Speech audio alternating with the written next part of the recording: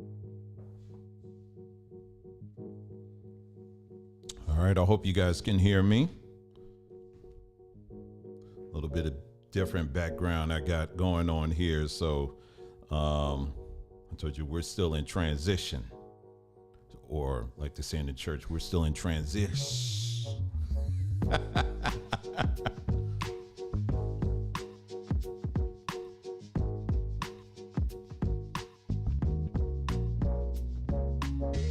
Haven't been live in a moment. We went live. I guess that was Nicole and I. We went live. I guess that was last week. So if you didn't catch that one, make sure you catch that one. Yeah, once we get kind of and I'll explain what's going on here, and then once we kind of get settled, I'll be able to have a very nice background and have all my stuff together. But for now, we just grateful that we can we got a nice spot here, and so anyway, we're just gonna give people about another, I don't know, maybe 2 minutes, and then we're gonna go ahead and dive right in, family. But again, so glad to have each and every one of you guys here, and hope you guys have had a wonderful day. I started my day. I try to go at least twice a week now, do my hike up in the mountains. And once again, it was wonderful today, except I actually had a little spill on some gravel. Ain't no joke. I just got to get my boots out because I still got them like packed away somewhere. But that was it. What was so crazy about it? It just happened so quick. It just, because I'm like, do. Next thing you know, zoop, man, I slipped and had my big old selfie stick. I have like a long selfie stick that I use, not so much for doing selfies, so to speak, not just for doing selfies, but I use it as like if I see some snakes, that joint is long enough where I can kind of push it back. I haven't seen any yet. They ain't trying to invite any. I ain't trying to do a sit down with any of them. I'm good. Okay, so if I don't see any snakes, then that's good. I ain't trying to see them. Haven't seen any scorpions. Ain't looking for them either. They both can go. I appreciate them allowing me to walk through their backyard, but I ain't trying to have no sit down with any of them. Okay, I ain't trying to prove anything to anybody. Okay, for real. But anyway, but other than that, made it to the top again, and man, it wasn't hardly anybody out there today, but it was so peaceful, so peaceful. And so we did that, and then just came here and got to going on with the rest of the day. So we're gonna give people about another minute or so, and then we're gonna go ahead and get started. Okay. But let me know in the chat that you can hear me fine. I think you can, but just let me know anyway. If you can give me a 1 or a 2 or whatever your favorite number is, if you can go ahead and put that in the chat, just so that I know that my audio's right. Because the last time we did this, come to find out, I was sounding pretty good on my end, but I wasn't plugged in. So, but I checked and made sure that everything was plugged in. So it looks like that is the case, but I just need y'all to confirm and let me know, that I'm plugged in okay, and then we're going to get started. We're going to start off with a testimony too, and some very good news. We're going to start off with we're going to share that before we go ahead and get in, to order of business this evening. So anyway, it's 8:34. Thank y'all for the ones and all that. Appreciate that. So I know I'm connected well. So it's 8:34. I'm still getting used to the time because it's like, for us here, and I knew this was going to happen, for us here, it's, when we were on the East Coast, 8 o'clock is like, okay, yeah, we done shut everything down for the week, for the day. We're good, so I can go live and all that stuff. But, here it's like, no, I 5 o'clock is the time, because 8 o'clock is, that's when people start shutting it down. So anyway,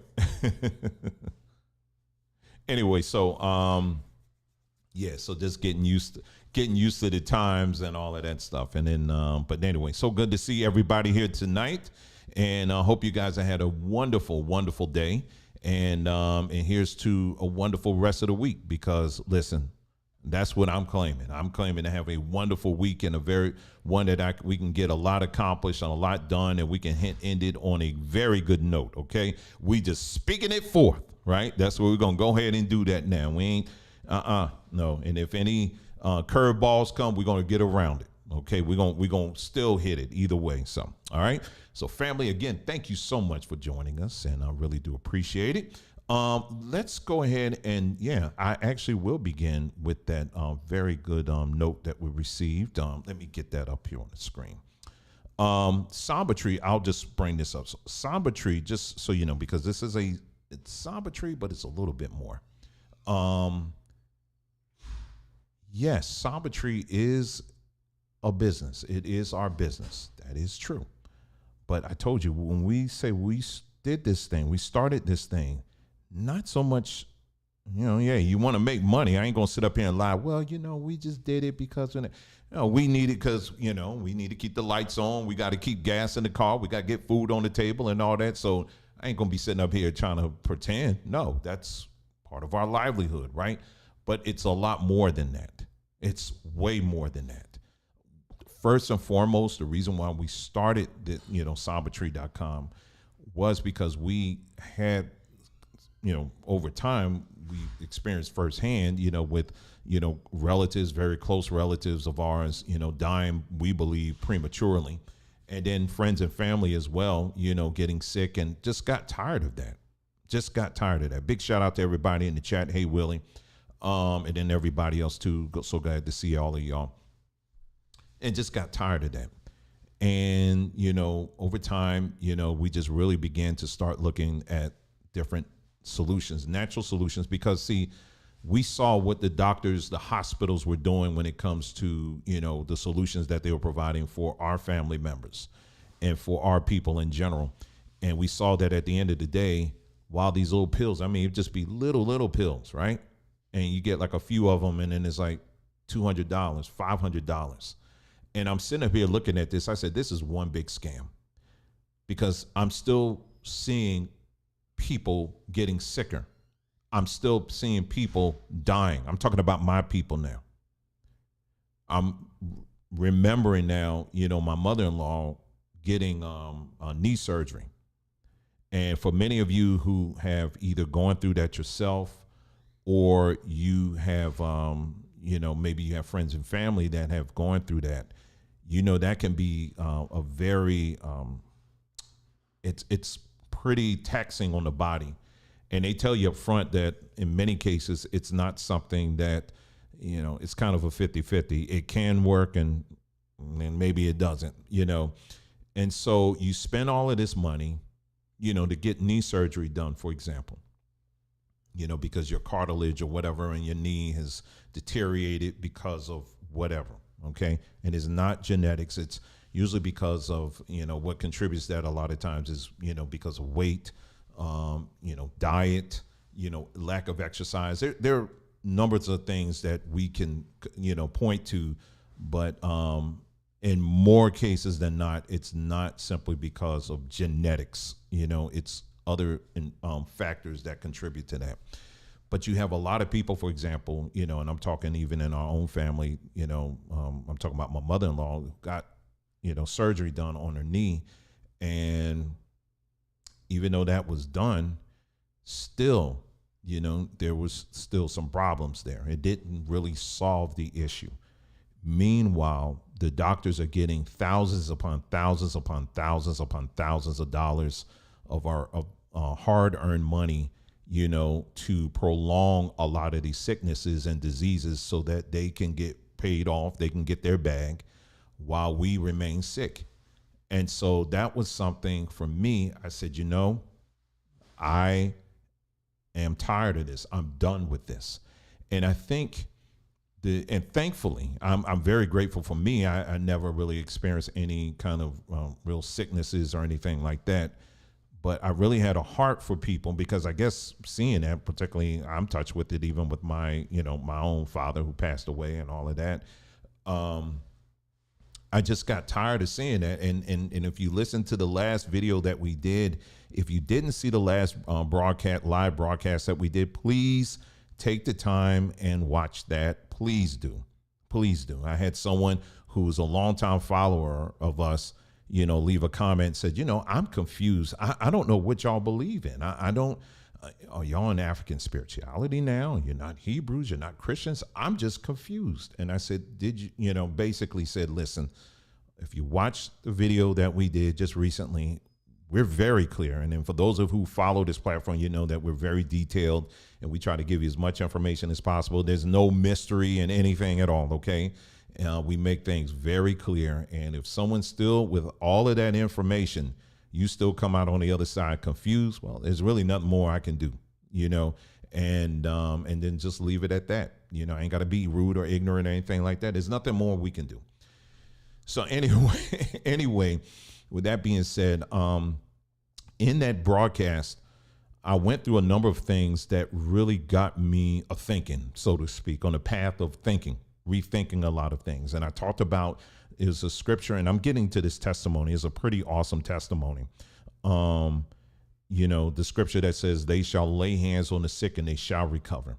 It's interesting that when you go on YouTube, you see a lot of people debating about DNA and who we are, and and I'm of this tribe, you're the tribe of Dan, and you're the tribe of Judah, and and going through all of this, trying to prove over and over again, just once, that the people that you say that are in the Bible were black.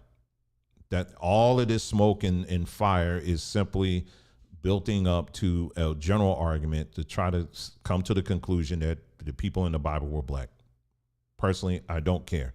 I'm more interested in the practices of those people, not so much what the color of their skin was, because that's more important as far as I'm concerned. But anyway, but there's one part of the Bible that a lot of these people skip over, and it's the scripture where it says they shall lay hands on the sick and they shall recover. And this is a promise that was given to us in scripture, that we were going to do greater works, greater things than who's he? Jesus was going to do. Whether you call him Jesus, Yeshua, I don't care. Okay, this ain't about that. Yahweh Shai, whatever. It doesn't matter. But the promise was that we were going to do greater miracles, greater things, that we were going to lay hands on sick people and they were going to recover. There was another promise that says something about we can drink something that's contaminated, a poisonous thing, and it won't bother us. Well, I don't think the people in Flint, Michigan got that memo. Let's keep it a full buck.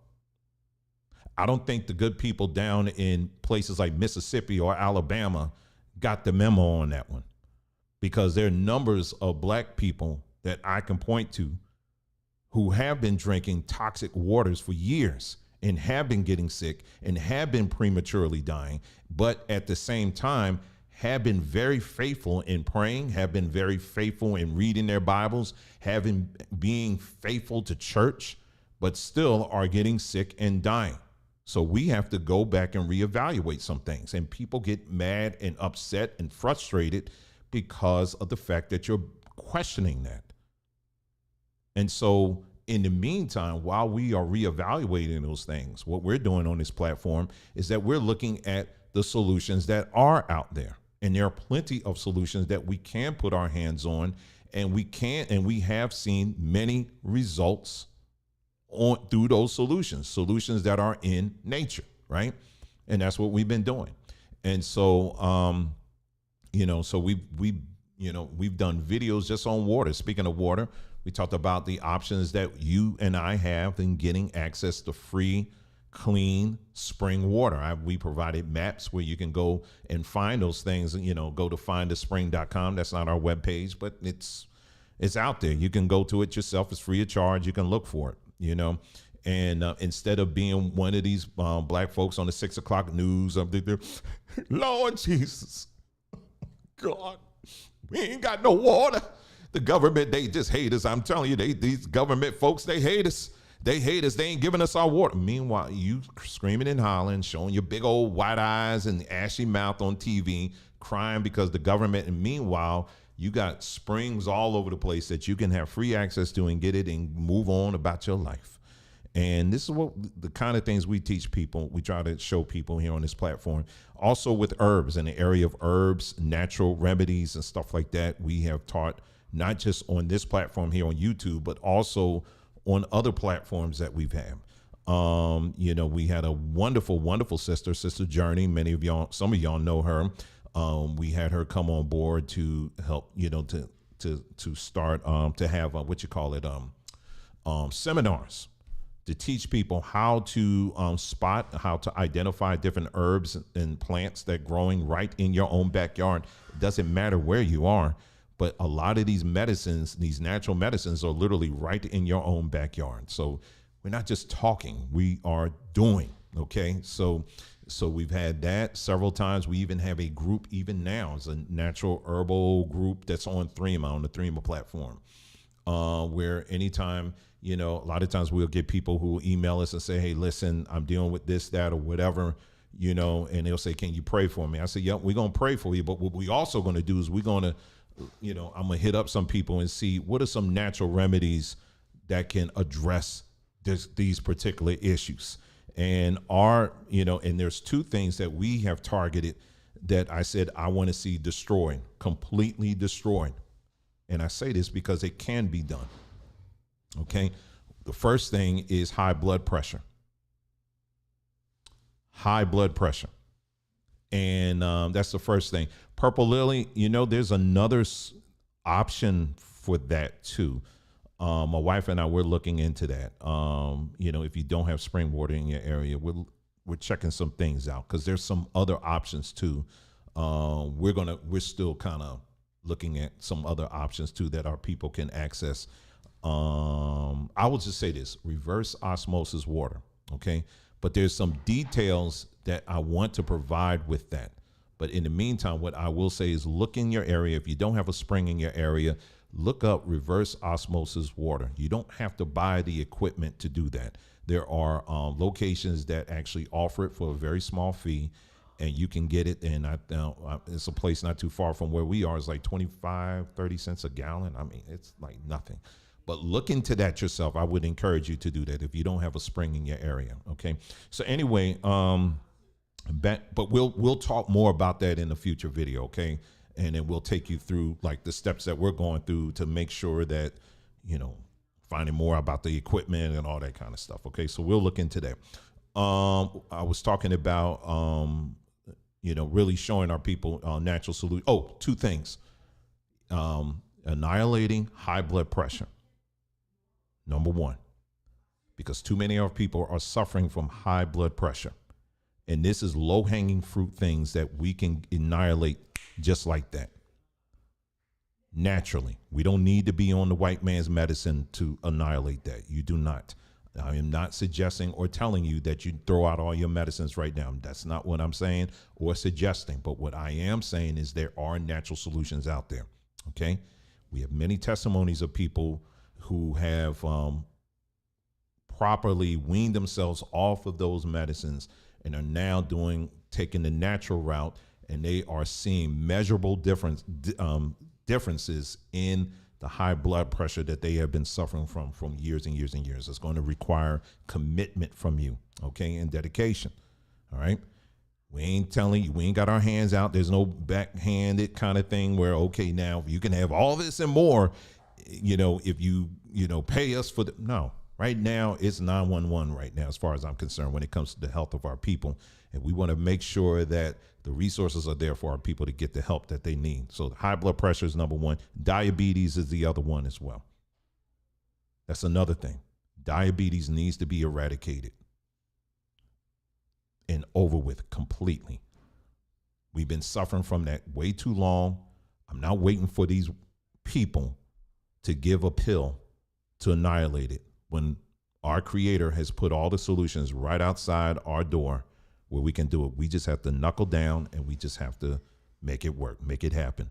And we got to, do it. We can do our own research. We can have our own research bodies, if you will, in looking into these things and proving these things out. We can do our own studies. Yes, you can do it. We can have our own test subjects, if you will, with natural stuff. Do you understand what I'm saying? These are things that can be done. You don't have to wait for these people to tell you to come on down from on high to tell you something.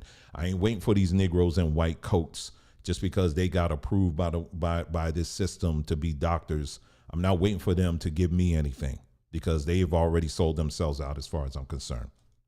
So we're not waiting on them. The answer is right here in our face, and we can do it, and we have been doing it. And this is what we have been steadily on this thing for a long time. So family, for those of you who are brand new to this platform, you may see me running my mouth. You may see me doing videos on here, but it's a lot more. We're doing way more than that. We're doing way more than that. And tonight we're going to talk about that. Tonight's topic, we're going to be getting into how to build community, how you as a Black individual can build community. All right. That's what we're going to be talking about tonight. And we have experience in that. All right. And so, so let me share with you this testimony, wonderful testimony we have from a dear sister here. This is from my dear sister, Nikita. Put that up here. Gonna block my face here a little, but y'all know what I look like. Okay. But she goes by the name Protector of Peace. It says, "Hi, this is Protector of Peace. You and Sister Nicole prayed for my safe delivery a few lives back. Lives, like broadcast lives we did. I just wanted to let you know how thankful I am for Samba Tree. After researching the effects that store-bought prenatal had on my body and baby, I opted out of using them. Instead, I only used the herbs and teas from Samba Tree, along with a healthy diet, of course. On September the 14th, I had a successful home birth. Despite the midwife and doula not making it on time, baby came out perfect, 0 issues. 6 pounds, 11 ounces. Thank you both. Samba baby. I like that. Hashtag Samba baby. Just read it. Okay, so she sent me something. Is this the same person? Okay, I guess. Okay, she said, and then we asked for permission to read it. And she said, yes. She said, that was just fine. I completely understand. My husband and my mom helped me. My husband delivered the baby. It was a water birth, so he jumped into the pool to catch the baby. Looking back at the video, it was hilarious. So he said, listen, she ain't there. That's how husbands do, man. We just gonna say, we just gonna do it. We gonna make it happen. We gotta make it happen. And that's what he did. And he said, they said the midwife and doula walked out about 15 minutes after Tyson was born. Everything happened so fast. I bet it did. But check that out. Ain't that awesome? Beautiful, beautiful baby boy that they were able to have. And, we did videos, just talking about the importance of, our people seeing that, listen, you don't need these folks. You don't need these people.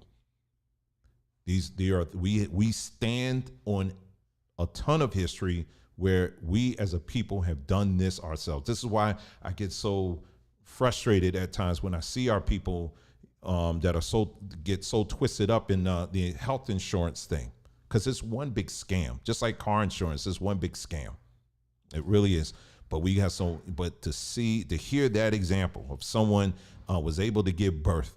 We did a video where we talked about the importance of getting a doula or getting a midwife or whatever the right word is for it. What is it? To do these births, because there's been examples out here of people, of our sisters, going to these hospitals, giving birth or trying to give birth, and then the sister end up dead. What the heck? In fact, I meant to do and we're getting to the main topic of this video, of this broadcast, family. But as I'm talking, I'm remembering some of these things I wanted to share with y'all, but it just be so much coming through. But you remember the story that we did, what we talked about? This was down in Georgia, where precious young lady was giving birth in a hospital in the Atlanta area. Her boyfriend was there, or fiance, husband. I can't remember. Okay, I can't remember. And the doctor who was there was a black woman that was helping this woman deliver the baby. You know, I guess there was some minor complications or whatever, but it turned out to be something major, at the tune of basically the doctor literally pulling the head off of the child. It's a black woman doctor.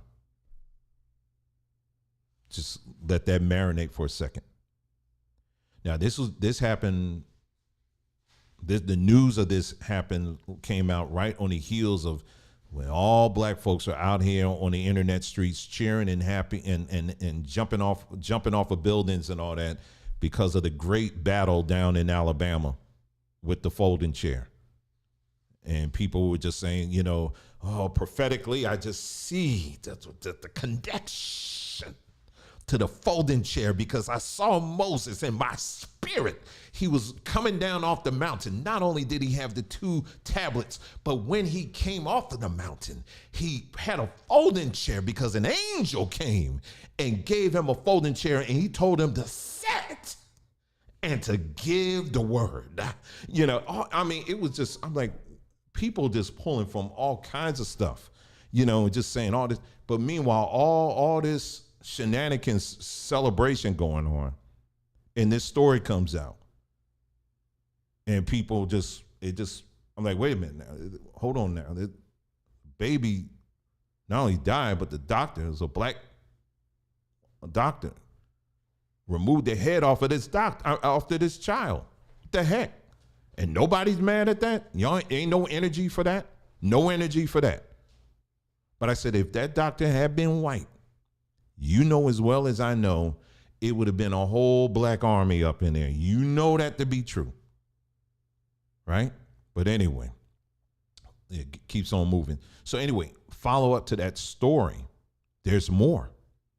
Well, another doctor in that hospital, this was a black man in that hospital, somehow got a hold of the pictures of this baby, this decapitated baby, and posted the pictures on his social media. Yeah, I have the story somewhere around here, but I'm not, you can look it up yourself. He posted it on social media. And so the media caught up with him, and they was like, well, bro, what the heck are you doing? Why are you doing? He said, well, I was just doing it for educational purposes. So here you got 2 black doctors. One done removed the head off of this black child. And it's like, whoopsie, I just, you know, it just, things happen. Then secondly, you have another black doctor. This is a male. Got his hands on the pictures somehow. I don't know how that happened. Got his hands on the pictures and was posting them on social media. Now, let me ask you something. Did you hear any? Is this the first you hearing this? I wouldn't be surprised.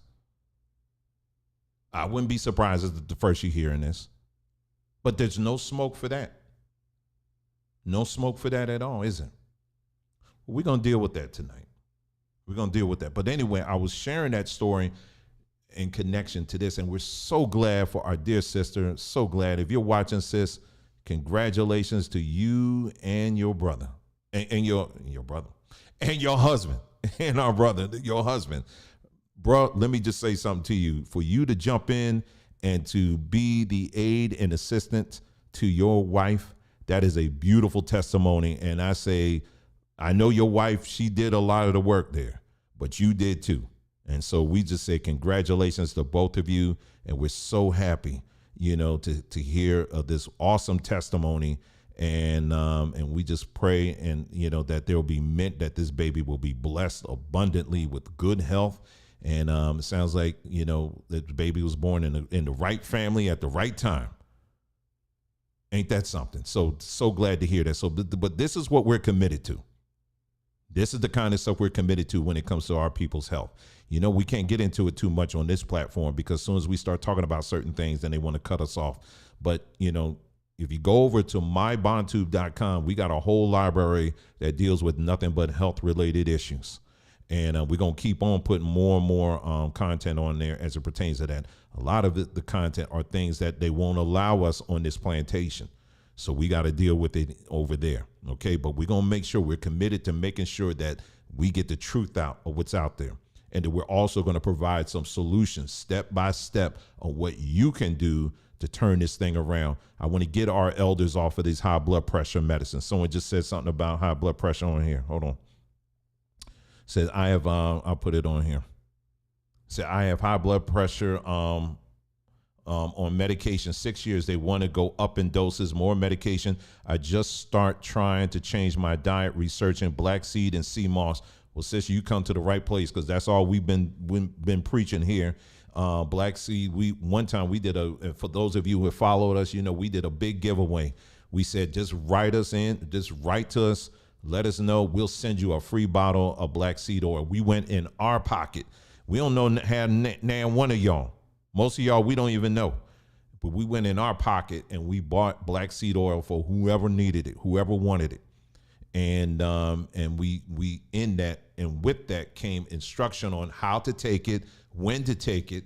And then we also did something where we had people, we show just very basic. Hey, listen, you take if you take black seed oil, and it was like some other things I forgot, you're going to see a measurable difference. And we have many testimonies of people who have seen that. But like I said, again, it's something that you got to be committed to.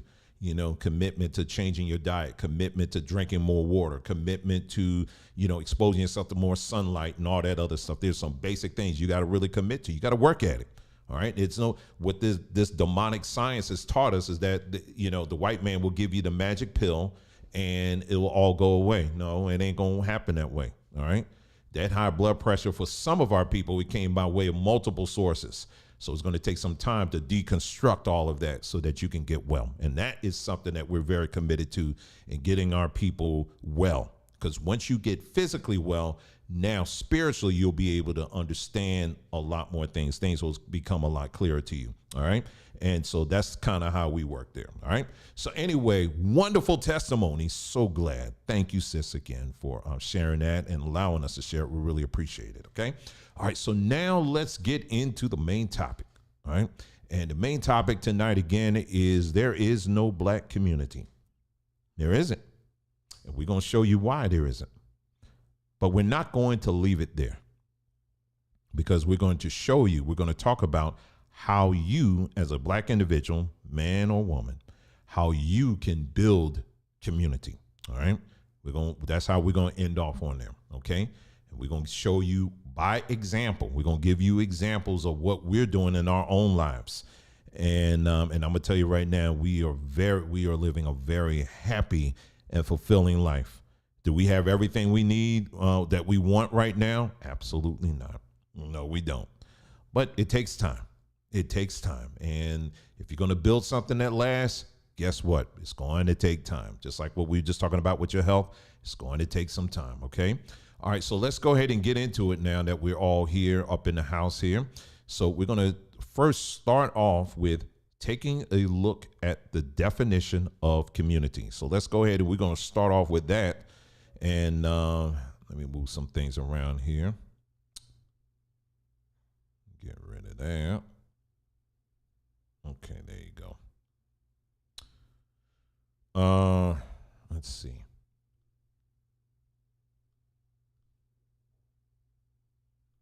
Had to unclutter my desktop here for a second. So we're going to look at some of these definitions here.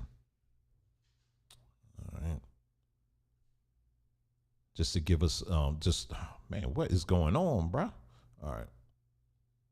Just to give us kind of a starting point here, okay? So we're going to look at some of these definitions.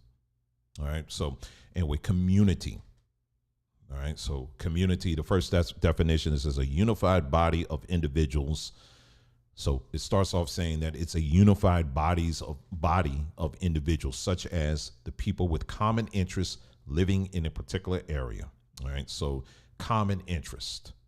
living in a particular area.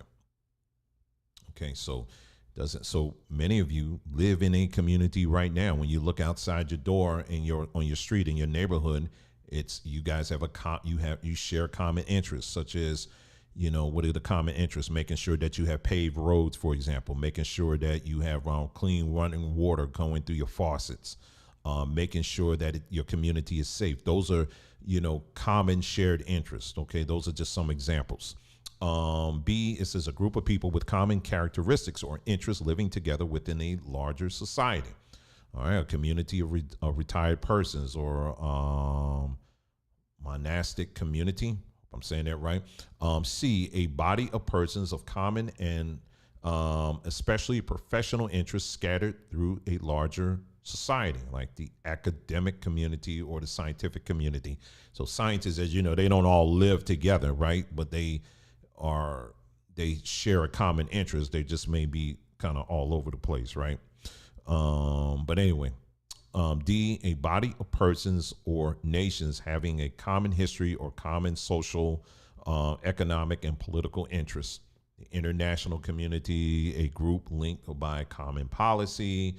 You know, that's like the World Health Organization or the UN, that kind of thing, right? And then it goes on.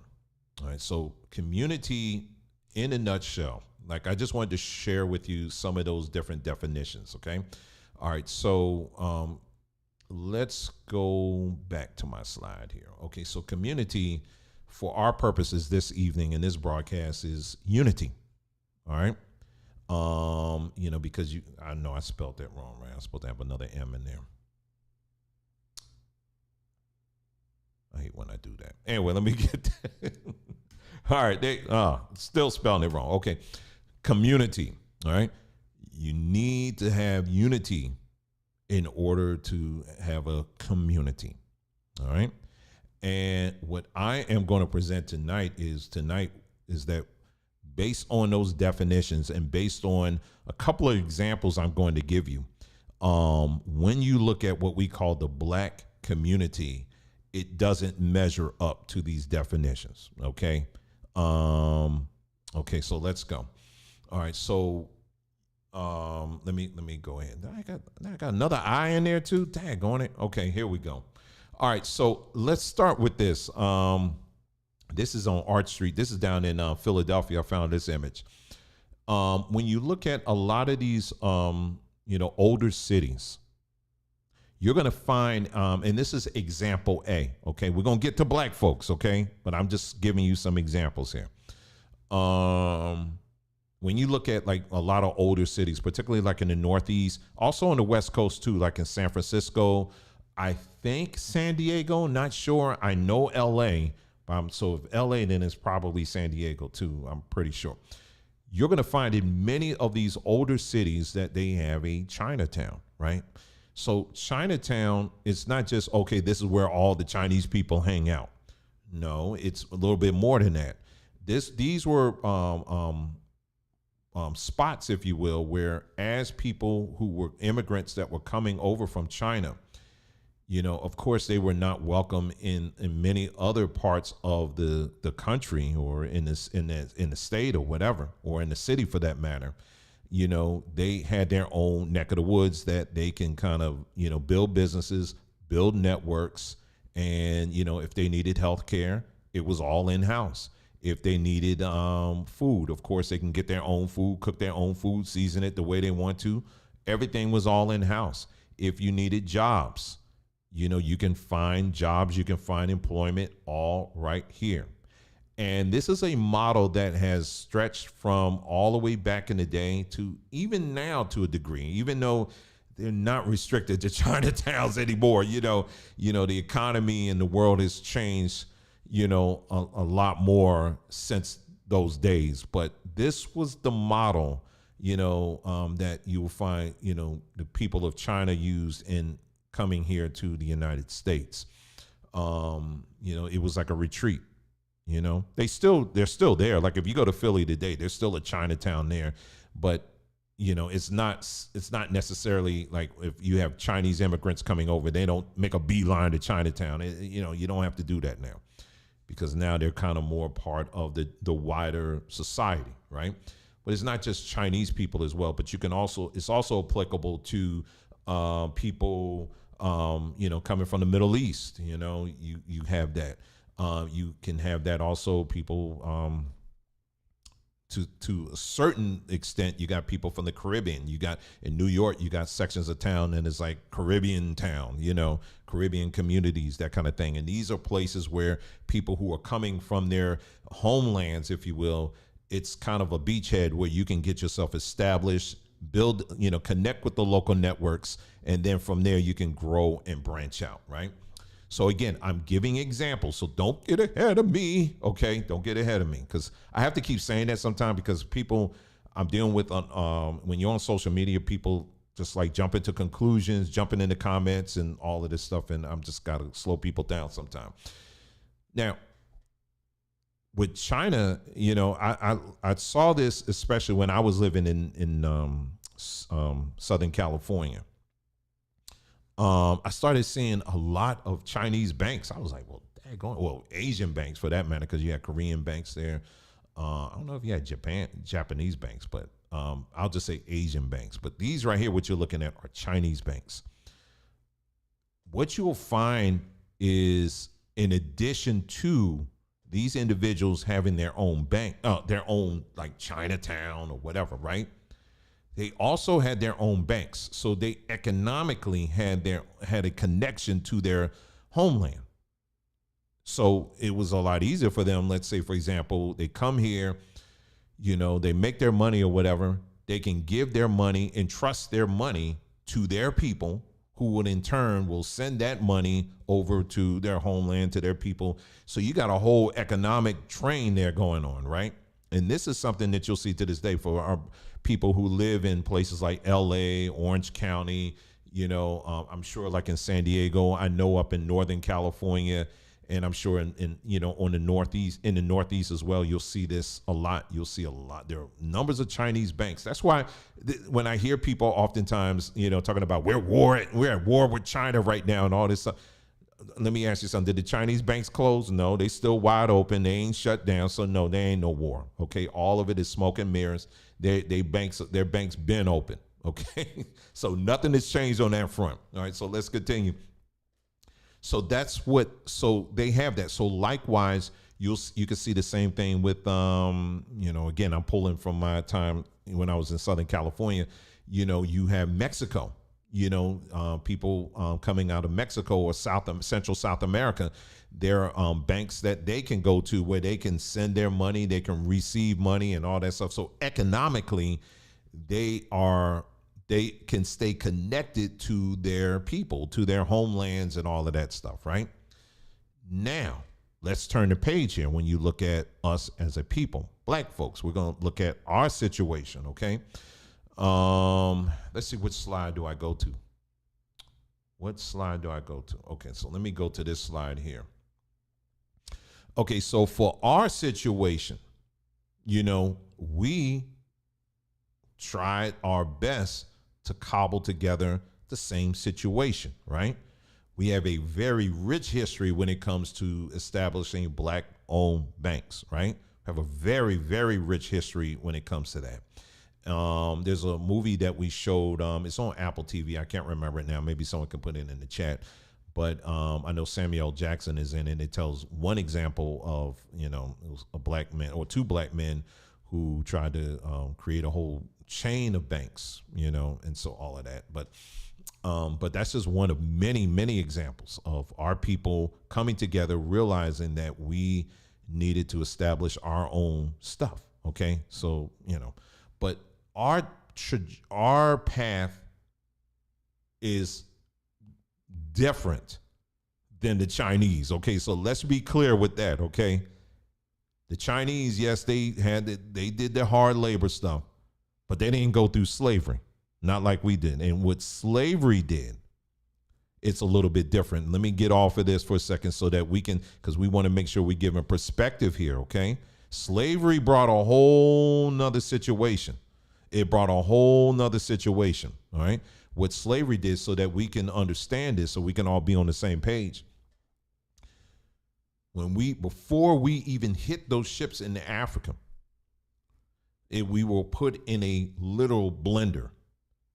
So in many cases, by the time we hit those ships, we kind of already lost our way. And then we did a story, I think I showed a video a while back where it was an African chief was talking about how there was a tree that they used to have the Africans that were captured as slaves. They would make these captives march around this tree like I don't know how many times, and the elders would pray that they would forget, they would never remember where they came from. Okay. And so, and then then we talked about the Catholic Church or the Christian Church basically changing the name of numbers of these captives that later became slaves, changing their name, giving them Christian names, and telling them as well, never forget where or rather forget where you came from. That's what I meant to say. Forget where you came from. That's what those African chiefs as well, they were telling them as well. Forget where you came from. Some of those African chiefs, they also would give them some kind of concoction that would, again, this is their stories. This ain't me saying this. Some kind of concoction that they would make these captives take that they said that would aid in getting them to forget where they came from. See, when we talk about our history, we got to talk about all of it. That's why I went really down with that whole movie, when that movie came out with I can't remember it now, the movie about the homie, the Warriors, that movie. I couldn't get down with that. I couldn't, because I'm saying you can't sensationalize the brutality and the rest of the story there. No, I just couldn't get with it. That's why I ain't trying to see it. But anyway, so you had that going on. So here, by the time in many cases we hit those ships, we forgot the path, the chart, if you will, and how we get back was already scrambled up, right? Then we get over here, then it's mixed up again, even more. See, I'm gonna tell you right now, it was demonic what these people did to us. That's why I know that whoever we are, it's something that it scares them deeply. For them to have to go through all of this to get us to forget who we are, all the more it encouraged me, because it tells me that I know whoever we are, it's something that is not contained in any book. Okay? It is not contained in any book. They would be fools to put in a book who we really are. I want you to really think about that for a second. Why in the world would they put in a book who you really are and how you can become that person again? Why would they do that? Have you ever stopped to think about that for a second? That wouldn't even fly in the Marvel universe. That wouldn't even fly in the Marvel. Okay, now you really can take down entire mountains just by staring at it. And we're going to put this in the book and let you know that you can do that. But you ain't gonna never figure it out. But we're gonna put it in the book, though. We're gonna put in a book that you're gonna be able to do this and that or whatever. And we're gonna put it in the book and give it to you. Think about that for a second. Why on earth would the most evil people on earth put inside of a book who you really are and give it to you? That makes no sense. See, I should stop the video right there, because some people still hung up on that because they love the white man and his words so much. And they put so much trust in the white man and everything that these people have given you. You just got to hang on, because you're like, if I don't have that, then what do I have? I don't have any hope. I don't have no hope. If you take that away from me, I ain't got no hope. Well, maybe you don't, because you put too much trust in their stuff. See, I'm convinced that whoever we are, it's not in the book. Whoever we are, that's why if you go back into the history and you read about the libraries of Alexandria, there's a reason why that wasn't just no oops. Someone was smoking outside and then the ashtray tipped over somewhere. No, that was intentional. That was intentional. They said, wait a minute now, these black people, what? They can do what? Oh no, we need to burn this joint up real quick. Let's get the information we need and let's torch this thing up real quick. So you need to have that understanding first as we get into this conversation. Number one, whomever we are, they are not going to put it in a book. And shame on you for limiting yourself to that. Knowing the little that I know right now, I would never limit myself to a book. I'll read them to get some hints and some clues, but I'm never going to trust them to define who I am. Never, and neither should you. All right. So anyway, let's continue here. So so we came over here, scrambled us up even more. All right. For my brothers and sisters out here, we got some folks who, like I said, again, if you go through our body of work, what we produced here, if you look at our history and look at not just our history, but those cultural practices that we do instinctively, when you look at our instinctive cultural practices, you will see that they all stem from Africa, period. Did our people intermingle with the people here on this land? Yes. Were there people on this land that were also caught up in the slave trade? Yes. All of that's true. We've talked about all of that. So it's not a case, but at the end of the day, when you look at those instinctive cultural practices, and we went through detail by detail by detail. There are videos that we've done where we've gone through detail. We've looked at artwork. We looked at music. We looked at food. We looked at all of these things that we do instinctively. And you will find that hands down, they all extend out of Africa. Okay. Period. That's it. Now, that's not a commercial for you to get on a plane and go back to Africa, because Africa's got its own problems. But that is something that it's not even debatable. Okay.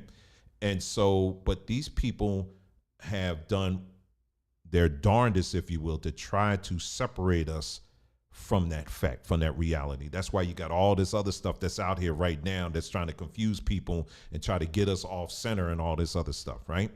So, and those are things that we got to address. So anyway, so the Chinese didn't have to go through that, because the Chinese folks, they can just get back on a plane, or back in the day, they can go on a steamship and get back to go to China and go right to their village and know exactly where their birth mammy and pappy were, right? We can't do that. So you want to talk about behind the 8-ball? Shoot, we behind the pool table. Okay, it ain't just the 8-ball. We behind the whole pool table. No, we behind the pool hall. How about that? That's what we're behind. You understand what I'm saying? But we're not hopeless. Okay, and just want to emphasize that we are not a hopeless people. We are not a hopeless people, and we're not a cursed people. All right. So I just want to emphasize that. So with that, dealing with that slavery and everything that came with that, we did our best to try to do the natural thing that all these other people groups were doing, right? So we had our own communities by force, right? We were building our own stuff. And then we try to do our own banks. All right, now let's get back to that. So we try to do our own banks. But at the end of the day, who controls the banking system? There you go. Oh, it ain't just white people. You know who it is. The small hats, right? Together with white folks, okay? So that's why when I see, I don't get excited when I hear, oh, y'all, guess what? We got ourselves a black bank. And, you have some people out here talking about they starting up, the Rush card. And, man, we got Russell Simmons. He came out with a credit card that we can use as black people. We're going to put civil rights people on there. I'm going to get a credit card and a bank card, and I'm going to put MLK on it. And I'm going to put Jesse Jackson. I don't know anybody doing that. I'm going to put so-and-so on there and all this stuff just to give you the illusion that it's your bank. No, it's not. Because they all fall under the people like you see on your screen right now. So rather if it's a black bank, a white bank, whatever, it don't matter.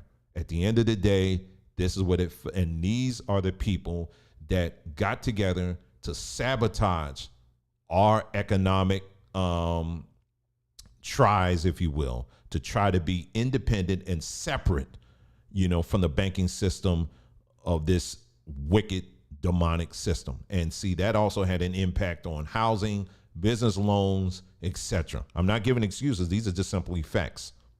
Okay. And so that's what happened. So that's what we're dealing with. And that's what we've been dealing with. All right. So unlike the Chinese, we couldn't do that. So in conjunction with that, we also had the church.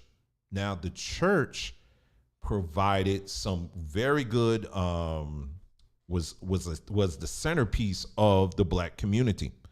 And it was a place where as a people, we would get together and we would see each other face to face. This is very key. One of the best ways of communicating with your audience, with other people, is by face to face. This is why on this channel, in most of our videos, you're going to see my black face. I don't do the whole black screen thing. Okay, I don't do that. This is about building trust. Okay, this is about communicating. You're going to see my face. All right. And so this stems from what our ancestors would do when they would get together. They would meet in places like the church, right? Regardless of how you may feel about the church or whatever, we're just looking at the raw history. We're just looking at the raw data. And out of one of the things that was wonderful about the church is if you were in that, everybody knew everybody, right?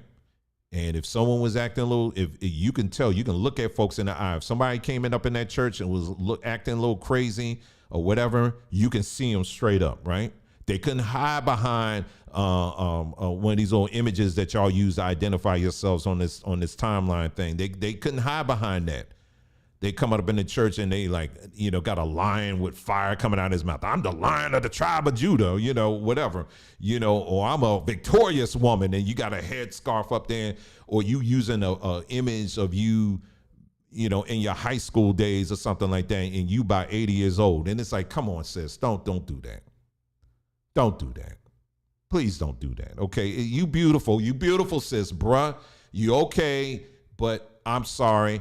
I see the Pinto in the background of that picture that you're using. Okay. So that's a dead giveaway. You up there, you got a picture of you trying to trying to show off like, yeah, I'm just with the young folks. I'm just like y'all, and you got in the background, you hanging out, you sitting on the hood of a Pinto or something like that. It's like, come on now, don't do that. Okay. You done already gave up yourself. Okay.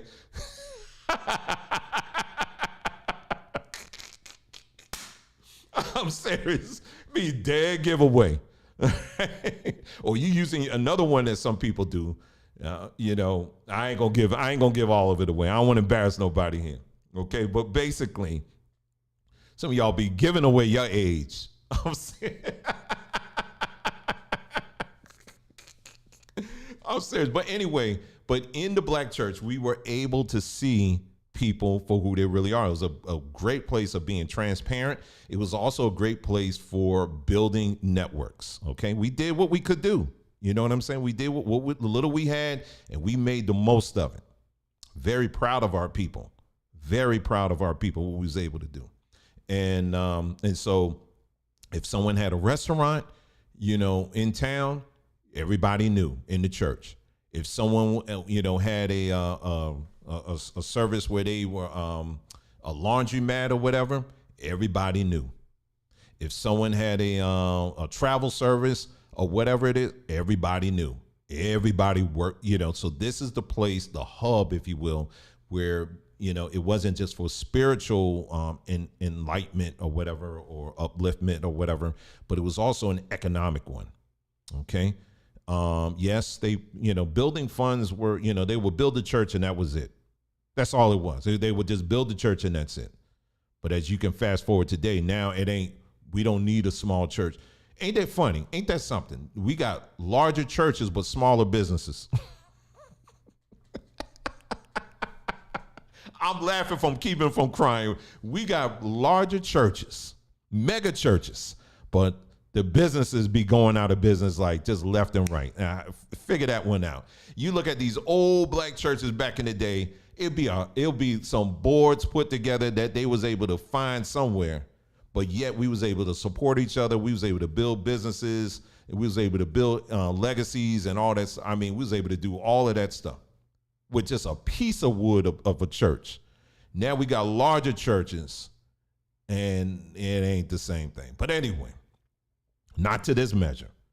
Not to the measure of what you saw like in places like on Black Wall Street. Not to that measure. You don't see it.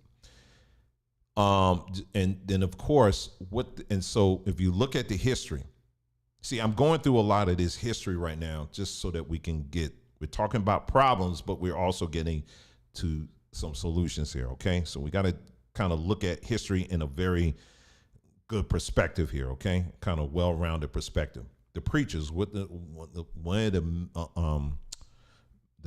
I would say the greatest mistake of these preachers is that they wanted to be, many of them, they wanted to be just like the white man. And what do I mean by that? A lot of them were part of these fraternities, sororities.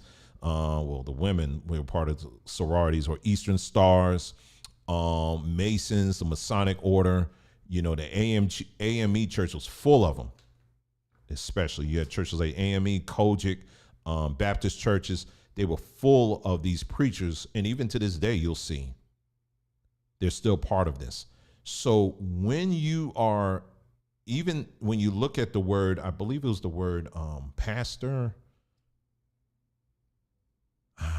I'll put it on the community page because that was something I started to look at. You'll find, I'll just say this, you'll find that a lot of these titles that we have in these churches all stem from the Greeks or, the Romans. So when you title yourself, and it's something I want you to pay very close attention to what I'm about to say, what you call yourself, you will emulate the characteristics of that or wherever the origin is. So if I'm going to give myself a title that comes out of Greek culture or Roman culture, well, guess what? Everything I do is going to emulate that. So if I'm like, I'm a black Greek, well, that's confusion right there. I mean, just from the get-go.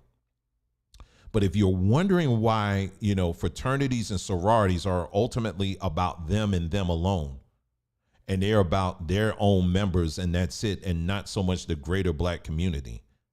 Well, it's a quite simple thing once you begin to understand it. The Greeks didn't care too much about black folks either. So what makes you think a black Greek is going to care about the greater black, what we call the black community? They're not. You understand what I'm saying? That's how that works. And so because a lot of these preachers, ministers, or whatever tied themselves to these organizations like that, so went the rest of the church and all of that. And so goes the rest of the community and the businesses as well. And so we done videos on Martin Luther King, talked about the good, bad, and indifferent about people like Martin Luther King and what he actually did and what actually took place when he marched all of these black folks to Washington, D.C. to sign basically a contract or an oath, if you will, to their gods and goddesses of this land. That's a whole nother story there. But basically, the contract that we entered in with this country, with the Civil Rights Bill, was one that we got the raw deal at the end of the day. That's what happened. And it put us on a pathway where we forever have been on this narrative where we trusted, all of our trust and hope is in what can be legislated. So we went from being a people that depended on ourselves. Remember, like if you go back in history, you remember how black folks said, the bus boycott, for example. Black folks got together and said, you know what? Forget that. We don't need y'all buses. We'll just carpool with our own cars, or we'll walk to work. You remember that? Now, it's 2023. Do you think we could pull something off like that today? No, because our people have been too conditioned on the government and what they can give us. And if they stop, we stop. But what people like Martin Luther King did is brought us from a mindset of being self-reliant and doing for self to being a people where we had to 100% depend on them, that this country owes us. And I will say to a measure, yes, they do owe us. But I also understand who we're dealing with, Satan. I just cut right to it. We're dealing with Satan. And Satan never plays fair. So that's why I'm not waiting on them to give me anything. This is why we try to tell our people, listen, if you want something, you're going to have to do it yourself. Just forget it. It's just what it is. I'm not going to stay. You ain't going to see me putting out video after video after video. They got to give us our stuff. Y'all, they owe us reparations and we got to do. I'm not against reparations. I'm not against it. I'm not against it. I'm all for it. But I would be a fool to waste my precious life waiting for the most evilest people on the planet to give me my not fair, what is 100% what they are supposed to give us back. I would be a fool to sit here and to think they were going to actually do that. You know, people want to, say, well, you giving up. That's a defeatist attitude. It's not defeatist. It's being realistic. I didn't say you don't ask. I'm just saying you got to understand who you're dealing with and who you're working with. And use your time rightly, wisely. That's all I'm saying. I'm not going to sit up here and wait 100 years for them to decide they're going, all right, well, we'll give you something. We're going to give you free education. Meanwhile, you got a black mayor in New York that says that he's committing, I believe it was like $3 billion. Someone can correct me if I'm wrong. I had it on my phone here. Hold on, let me get it up.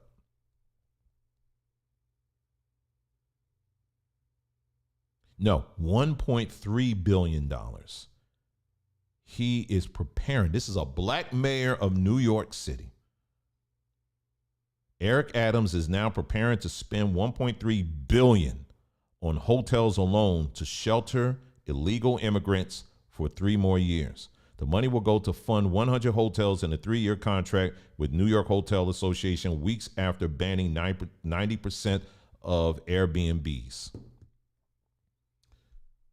So much for the whole, we got to get black representation. So if you're on this thing tonight and you still on that train, we got to get more black people representing us. If you're still on that train, Eric Adams just kind of spat on that whole thing right there.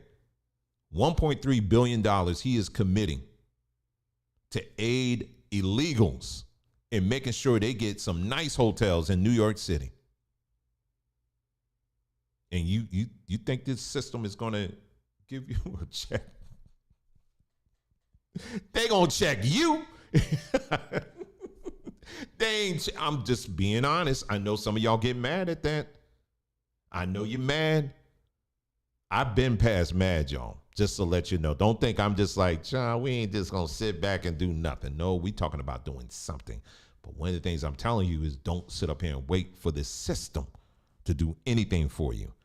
I'm reminding you of your history and of your people and of your ancestors and what they did. And what I'm telling you is that we can build on that and build better. And we don't need these folks. That's where I'm going. Do you understand what I'm saying? That's where I'm going. So I'm, you'd be crazy sitting up here and waiting for these folks. So anyway, let's get back here. Let's move right along here. Let me look at my time here. Okay. So this is what these, unfortunately, these leaders, what they did. These leaders basically led us to these demonic, wicked people to get us to depend on the government, to give us goodies and to give us stuff. That was one of the worst things they did. And what they did was it sucked away our own initiative of doing for self. It literally destroyed that. Destroyed it.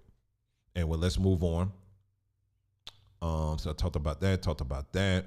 Yeah, and I just had this here because it cut us away from, I talked about that earlier, how we, unlike these other groups, we're completely have been severed from Africa in many ways, especially economically. Okay. The next thing they moved on, this system, what they did was they aggressively, well, they've been doing it, and they did it from day one, but they aggressively went after the family. But I'm talking about the black family here. They aggressively went after this because if you destroy the family, there you go. You pretty much is done. But there has been, and it continues to be, a concerted effort against the black family. Always has been. This system does not want us to have solid families. They don't want us to have that. And that's not just me saying that. I mean, I'm talking literal policies that have been in place to make sure that what you see, like in this picture here, we don't have too much of this. And so some of the things that they did, they invested in is feminism. They invested in that. When you read the story about how Gloria, whatever her name is, she was trying to push feminism to black women initially. To my Gloria, she was angry because black women wasn't feeling what she was preaching. But they kept right on her, coupled with the CIA. This is very important. Because see, we got some people, I'm talking, you got some people, the palm people, whatever, that will listen to what I'm saying and say, well, Dwayne, you just like these other Negroes and making excuses. No, I'm giving you facts. This is historical facts. This woman that you see, this white woman that you see on here, she is an acknowledged and admitted a CIA agent. And she was assigned to go to push the feminist agenda to black women. And she said in her reporting, her initial reporting, that black women did not want it because black women were saying at that time, we love and we support our black men. So here you have the government of the United States. Thank you, Psalms. Yeah, Gloria Steinem. I couldn't remember off there.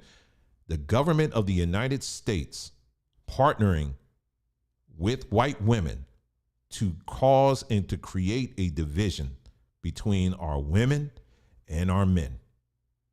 It was a whole industry that they created. I don't want to go through all the history of it, but talking about the magazines, how they got behind a black woman to push feminist ideology on black women.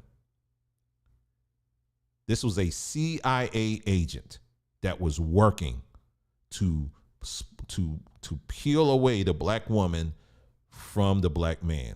So all of this stuff that you see happening right now on social media, you can thank the CIA for that. That's where that came from. All right. So they broke up the family. So on that front, while they're working on the black women, then they said, okay, now let's do our rub our hands, the Birdman hand rub, and now let's go after these men. Well, you had a lot of black men that were coming out of the South, or a lot of black families, and I'm saying particularly black men because you had men who were, and this was like the trend. You had men who were saying, hey, listen, I'm going to go ahead of my family. Let me get my job, get established first and get some money flowing. Then I'll call back home to bring up the rest of my family up.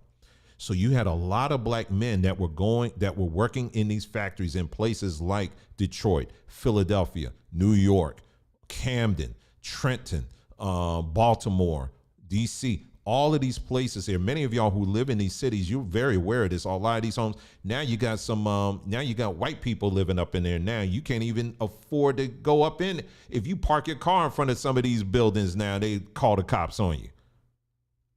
They done converted these places now. They all this brand new and all that stuff, but slowly erasing the fact that it was your uncles, it was your cousins, it was your grandpas and stuff that was working in these same buildings 40, 50, 60 years ago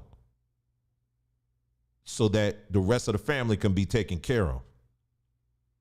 And so businesses got together and said, you know what? We're going to suck this thing dry. We're going to cancel a lot of these factories. We're going to shut them down and we're going to move them overseas. And that's exactly what they did. And by doing so, it left black men like, okay, well, dang, what the heck can we do? Because now I'm separated from my family. So I really don't, my network is kind of jacked up a little bit, but it left some gaping holes, right? And so while those gaping holes are there, see, I'm tracking, what we're doing is we're tracking through how these devils, how they try to break us up here, okay? So anyway, let's keep on. Then they said, okay, in the 80s, we're going to bring up the crack epidemic. So once again, here comes the CIA again. We're going to bring up the crack epidemic. We're going to bring all these unemployed black men. We're going to give them some opportunities, to either you either take the crack or you can sell it. And that paved the way of getting a lot of these black men in prisons, into the prison industrial complex, right? And so this is what they have been. So they've been very busy. Like the old folks say, the devil's been very busy, right? So this is what we have been dealing with as a people. All right. These are unlike the other people groups that I mentioned earlier, these are the things that we have been dealing with as a people. All right. And so what that has done is that it has created an optical illusion of community. An optical illusion of community. And so what they did was they gave us the internet. And so the internet is an optical illusion of community. You remember what I said earlier, with these churches, even, regardless of their faults or whatever, it allowed our people to meet face to face to build real networks, right? We could vet people out on the spot very easily. We knew where the businesses were. We knew where, if someone needed help, if there was health issues going on, we knew right on the spot. It wasn't like, I'm just going to leave it on the chat and hopefully someone sees it, but I'm actually homeless right now. No, everybody knew. People got together, they chipped in, and they took care of business. I can't tell you how many times I've done lives and there's people be sitting in their cars because they're homeless. And I'm like, you listening to me? In other words, I want to get them help. I'm like, man, that internet, maybe I can help you use the internet for something, anyway. But I'm saying this thing really does hit home a lot of times. And a lot of times we don't realize it. But our people back then were a lot more in touch with that than we are today on the internet. That's my point. And so this fake community thing that has now been given to us, the internet or social media, it's just fake. And so now, you have these other voices or systems that now can come in and use the internet to create these optical illusions of black community. Like, for example, Black Lives Matter. They want to make it seem as if that's our thing. It was never our thing. Black Lives Matter, we've looked at that, and a lot of other platforms looked at it as well. If you look at their charter, basically, they talk about everybody, every gender, every sexual identity except black men. All right, we've talked about that, been talked about that. But yet it's pushed out as if that is something of ours. Now, Black Lives Matter, if you go into the history of it, it was legitimately started by some black men, actually. It was black men and black women. I ain't talking about funny style black men and women. I ain't talking about what they got now. I'm talking about, it was some real black men and some black women that started Black Lives Matter. But then slowly but surely you start finding out little about some of the founders. They end up dead in a car that's on fire, a burnt out car with a gunshot wound, and they say it's suicide. I'm like, okay, how many times that's going to happen? Anyway, but that's the kind of stuff. So that's Black Lives Matter. And talking about other social media movements, like the Passport Brothers thing. I'm not going to get too much into that because I know for some people that's a whole nother topic. But this whole notion of that, you got black men now saying, hey, listen, I'm tired of these black women. I want to find my other options out here. Okay. So again, I'm not going to get into that whole world. All right. So just cool your jets.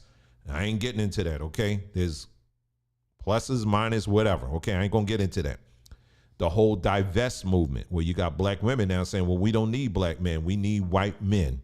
White men are better than black men. That whole thing. Okay. Again, I'm not getting into that whole topic. Okay. Then y'all remember the whole hands up, don't shoot that has some of our brightest and strongest black men and women taking pictures of themselves, holding up their hands as if they're giving up to the cops. And we're trying to spin it as if it's a statement of power. That ain't come from us. All of this is this system. Do you understand what I'm saying? And unfortunately, a lot of gullible people within our people group, if you will, just played along with it. So anyway, I wrote down here, I said, black initiatives can now be controlled from the ground up. So this is why I say to you, ladies and gentlemen, you cannot rely. There is no true black movement, so to speak, that is birthed out off of the internet. Let me say it again. There is no true black movement that is birthed from the internet. No, ma'am. No, sir. No, sir. No, ma'am. There is no true movement of black folks. I'm talking about real black folks that is birthed from the internet. If it's a movement that involves black people and is birthed off of the internet, rest assured that the CIA, the FBI, all the other alphabet groups are part of the ground of that work. Rest assured. Because the movements that I just talked about going back in those churches, more often than not, it was our people and our people alone. So we can tell people straight up, okay, that's an agent over there. Okay, because when did you move in this town, son? Well, I just got here, and I just want to meet other people. And, it's like, okay, what's that shiny under your, that's just my badge or whatever. Why I got CIA on it? Get this nigga up out of here. We can spot people out like that a lot of times, not all the time, but a lot of times we can. But now when you're on social media, on the internet, you don't know who's who now. And I still scratch my head. I'm watching some of our people, listening to these people on social media. You never seen their faces. They may be saying some good stuff, but you never see them. You don't know who you're listening to. You could be listening to some AI folks that's taking the statements of other people, putting it in a blender and presenting it to you, all while leading you to a whole nother direction. You don't know who you're talking to.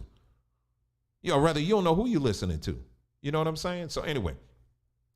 Let's move on. Self-hate. Oh my goodness. Now this is a big one. I'm trying to hurry up, but I'm getting to the solutions here. Self-hate is one of the biggest things right now that's killing us. It's one of the main things that's killing us right now. Self-hatred.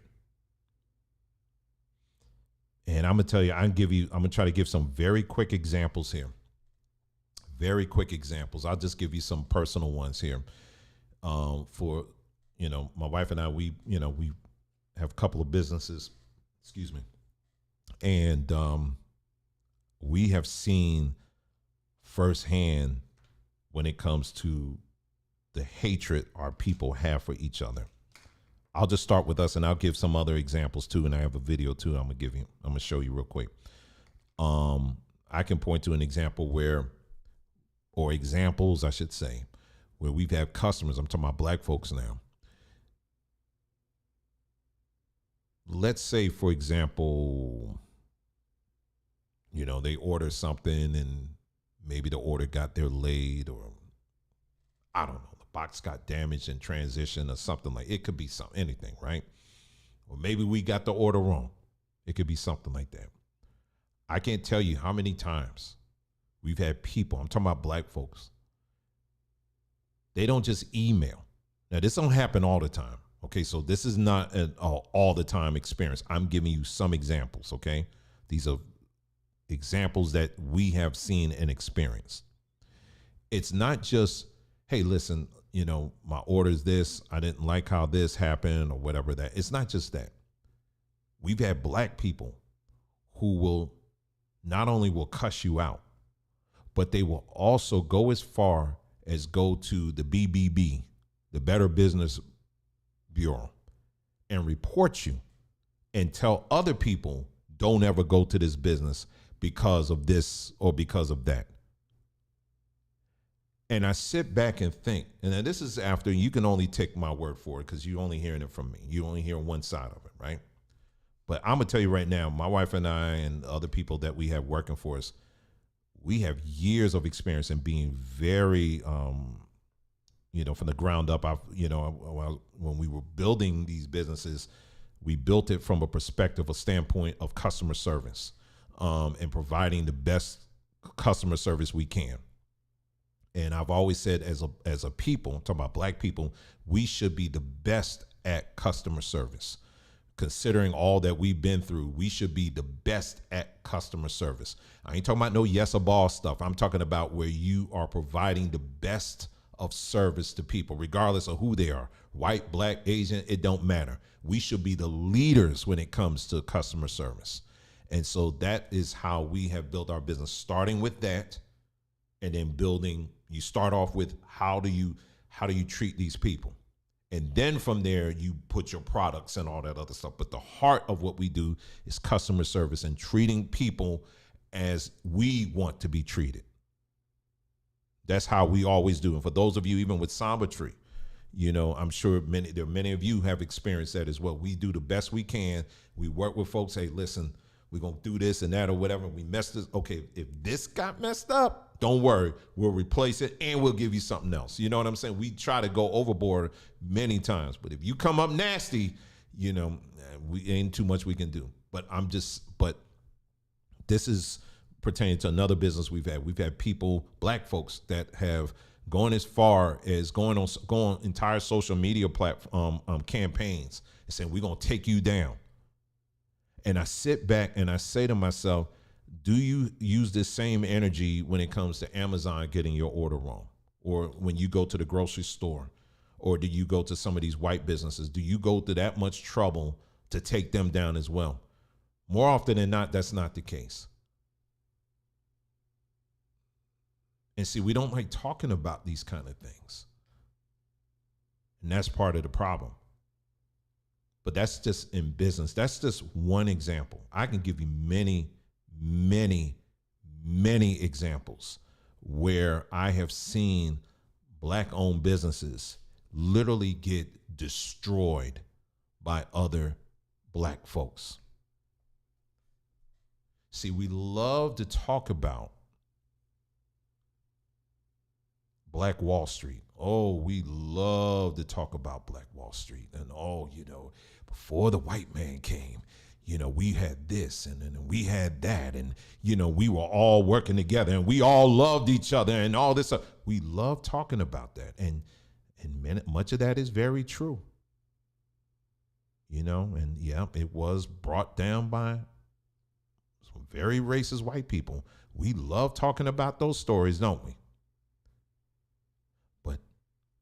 We don't want to talk about the things that are happening now.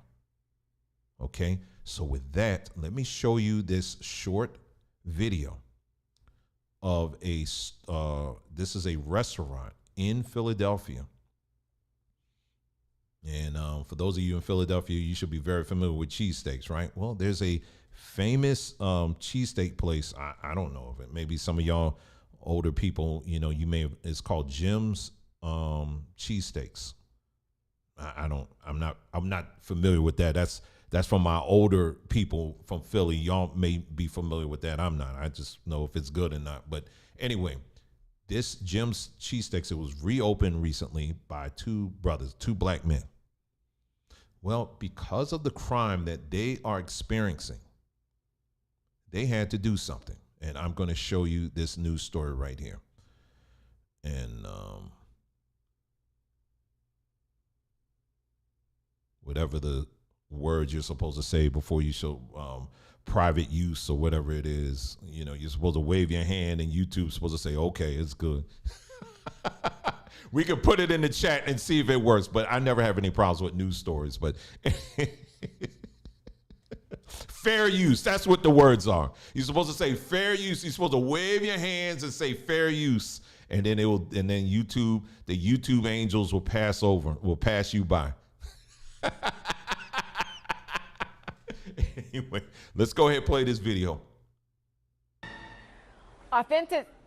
You can't hear it. I can't hear it either. Okay, hold on for a sec.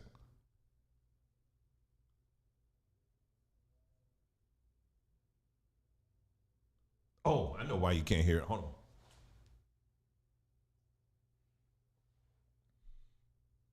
All right, now you should be able to hear it. Hold on. Authentic sandwiches and armed security. One restaurant is creating a different type of dining experience to keep customers safe as concerns of crime and violence plague the city. The original Jim's Steaks in West Philadelphia making a comeback, reopening under the name Jim's West. The additional security measures, part of the restaurant's new identity, all to match the new reality. My volume button is jacked up here. Hold on for a second.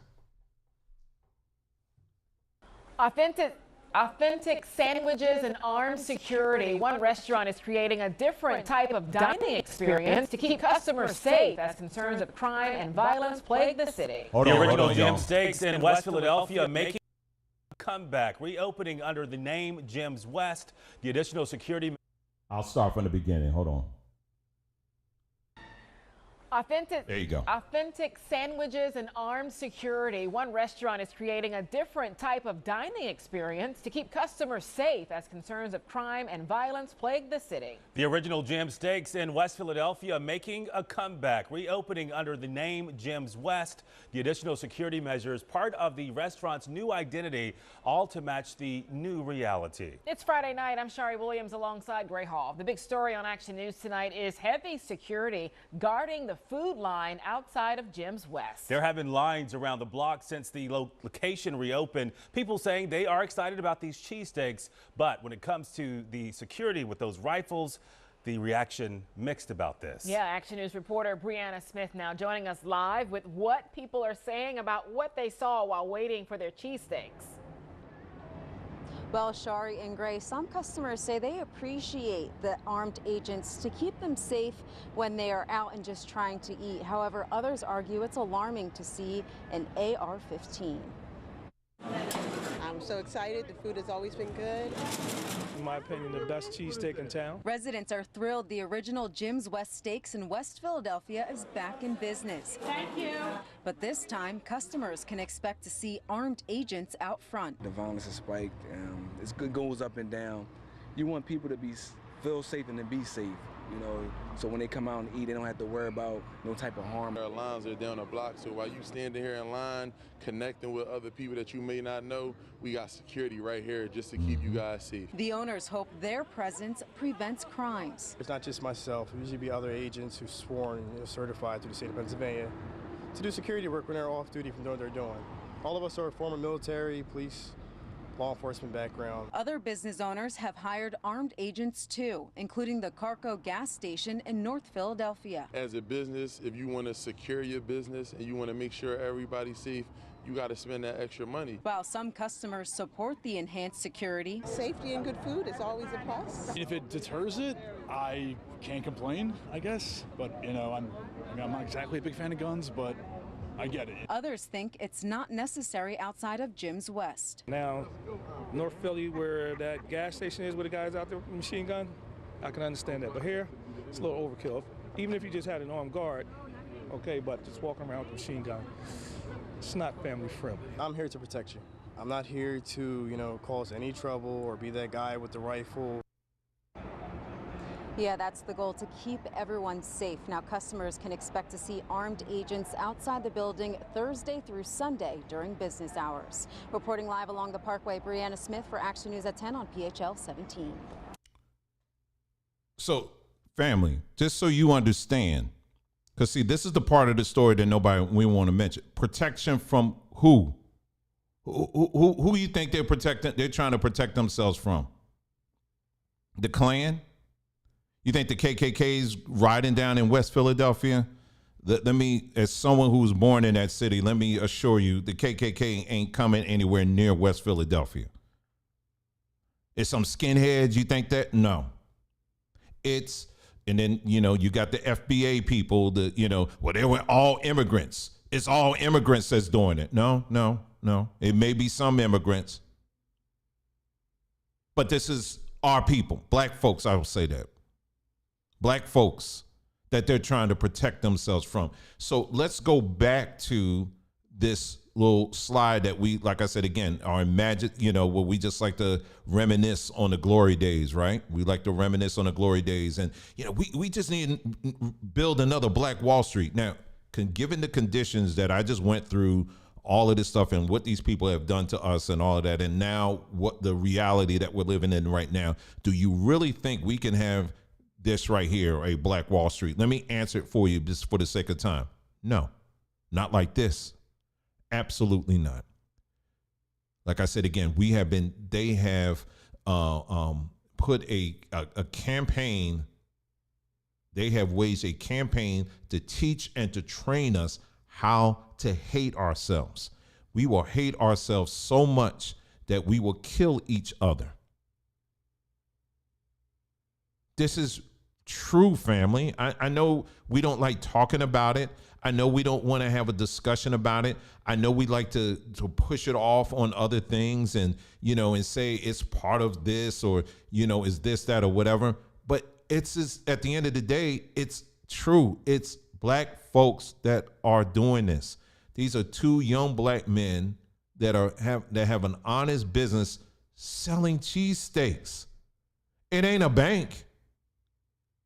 They ain't giving out loans. They ain't got like bars of gold up in there. They got cheesesteaks. Cheesesteaks. And they got to get an army. They got to get the A-team out there to protect people so that they can eat cheesesteaks. To protect them from other black people. Again, I know we don't like talking about this, but it's true. But as I promised, we're not going to stop here. The story does not need to stop here. So what you're dealing with here, like I said again, now when we're talking about self-hatred, that's a huge thing, family, amongst our people. There was a story I remember. I'm just giving some other examples here. Things that I was thinking about earlier. A while back, there was a young man that he did a series of videos, and we actually featured some of them here. This is back when we was in the Hebrew space, talking about the real location of Eden and all of that. And he did a lot of research on it. And we were like, man, let's highlight this brother here, this stuff he's putting out. Now, again, my opinions have changed on all of that stuff, knowing what we know now. But nonetheless, I respected that this young man went in and did this study, was really starting to question things and all that stuff. So I said, let's point people that way or whatever, right? So that they can learn too and then make up their own minds and decisions on this stuff, right? Always have respect for stuff like that. And so he came out later. I can't remember the name of the channel. I don't even know if it's around now, but he came out later and he was starting to, all of a sudden he started doing these videos about David and Jonathan and talking about how, David and John, he's talking about, basically he started opening the door a little bit to like, maybe it's okay to be gay too. It was like some kind of stuff like that, right? It was something like that. And, of course I was like, nah, okay, let me off the next stop. I was like that, but I'm talking about to myself. I ain't do no video on it. I didn't need to. But the thing that really stuck out to me is the amount of so-called Hebrews that stood in line to stab this young man, to throw him under the bus. You may not agree with what he was saying, what he was putting out. I didn't agree with it. But the way people would they went from praising this young man, all the stuff he was doing, and all of a sudden they literally were taking turns to see how the devil gets in people and see this is why you can't trust anybody. You can only trust us and all this other stuff.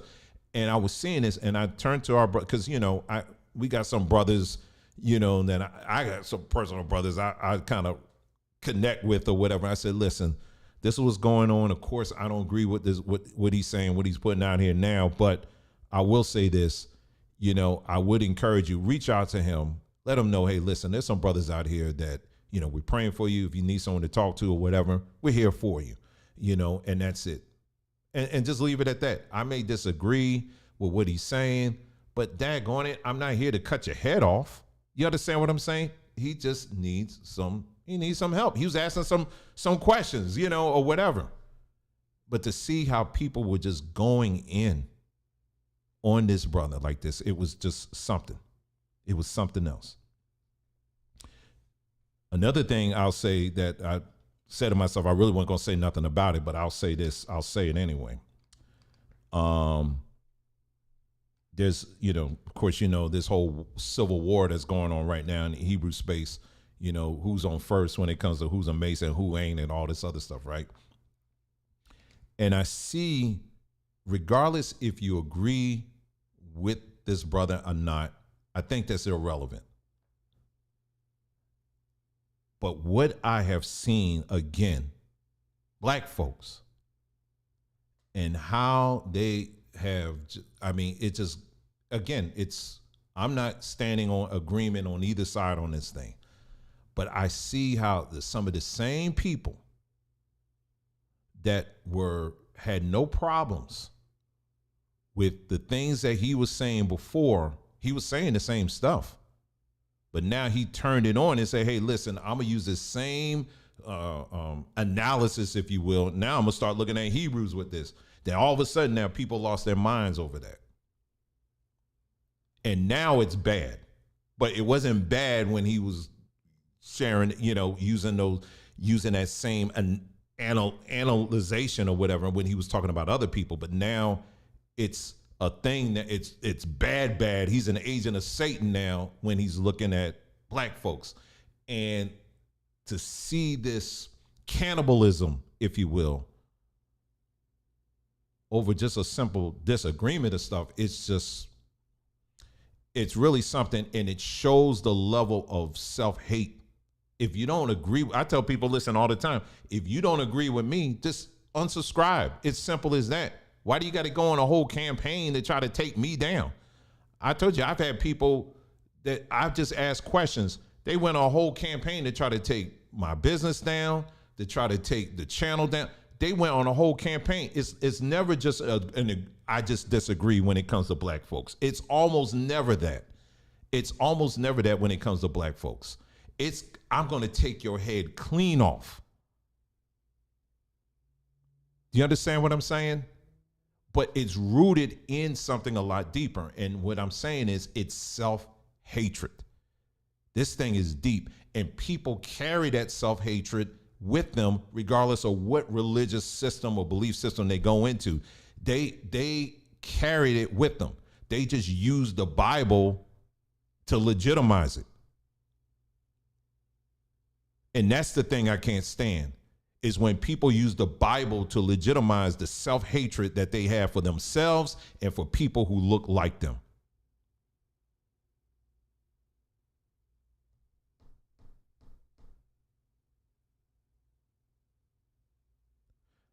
I don't know who this white person or someone, if you're an ADOS and you're using a white person to represent you, that says a lot about ADOS. And it says a lot about your own ignorance too, talking about, I know plenty of American blacks that are very communal, progressive, and loving Americans. I said that too.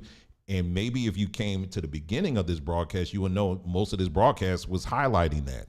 Let me bang your behind out of here. I don't know what these folks they don't even be listening. This is what I'm talking about. Anyway, so my point is this. It's like it's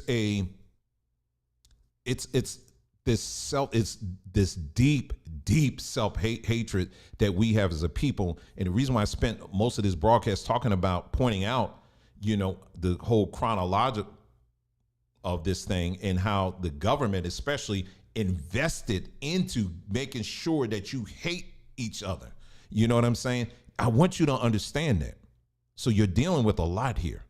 It's not an easy thing. It's not an easy pivot to go from that to something else. It's not an easy pivot. It's unrealistic to think that you can pivot just like the Asians or just like these other groups. It's unrealistic to think that way. I'm heading somewhere. We're bringing this up. Anyway, let me move on here. So number one, let me get to this. So I got like 2 more slides and we're done, and we're getting right to the point here. So number one, I told my adult children, I told them this. I'm just going to make this very, very quick. And when we just moved recently, right? And for me, I have a huge box of books. I mean, you try to move that thing. That thing is, thank you, Nina. I appreciate that. So say, please get that white face out of here. That made me an agent too. How you gonna call yourself ADOS, African, American? No, it ain't African. Whoa, don't say that. How you gonna say American descended of slaves and then you got a white face on there? Anyway, that's why I'm saying I can't waste my time with folk like that. Anyway, reading. Oh my goodness. I was contemplating making this into a separate video. Reading. Anyway, I got a large box, huge box. I got several boxes. You need two people to move it. That's how heavy that thing is. That's just my regular, my physical books. Don't even get into my digital library. I got a whole bunch of that. Well, what was so funny is this particular move, my daughter was like, oh, this is my box here. I got books in there too. It's pretty heavy now. I was like, yeah, it was whatever. Child, I tried to move that thing. I was almost breaking my back on that. And then my son too, same thing. I was like, what the world? But I told them this, and I was talking about some other stuff here, but let me just say this real quick, how important reading is. I believe that reading will save our lives as a people. If we don't return to making reading a priority, many of our people will die. I know I'm being a little bit dramatic with that, but it's true. Because you'll be amazed at this broadcast here. That's why I try to go live sometime, because this is where I can catch the most people.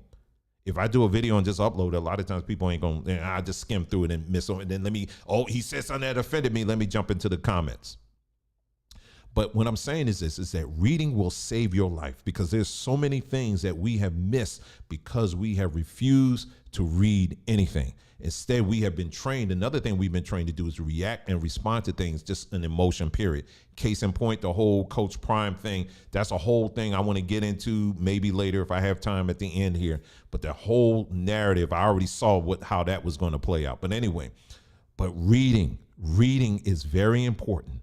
It's critical for your survival as an individual. It's critical. What we have been trained is social media, to respond and to react on emotion and not take the time to study and to analyze stuff. What I told my children was this. I said, the reason why reading is important is because people who are readers, they highly value words. Words are three-dimensional to readers. In other words, it ain't just this, I just saw a tweet and now I'm just going to go off on somebody. When I sit down and I read a book, what I'm doing is I am valuing that words are like morsels. It's like I'm taking this word three-dimensionally and I'm just looking at it from all angles, because I want to get the full communication that you're putting out here. So that way, when I'm finished reading what you put in that book, now I have a greater understanding of what's being communicated. But if everything is just video based and based on someone telling you what to believe and what to think and how to feel and all that stuff, then words mean someone can say anything. Now you're literally being trained to react and respond on hashtags. You understand what I'm saying? But when you take the time to actually read a book, to read articles, to read studies and things like that, you are really allowing your brain to take in three-dimensionally the full communication that's being presented. And by doing so, it allows you to better process and to better understand situations. But when you don't read, you don't do that. And our people have been trained to react and to respond just on emotions and emotions only. I'll just say the thing very, very quickly about the whole Coach Prime thing. I knew that it was going to build up to be something like, if you Colorado is Black America's team, and if you ain't supporting them, then you are racist and all this other stuff.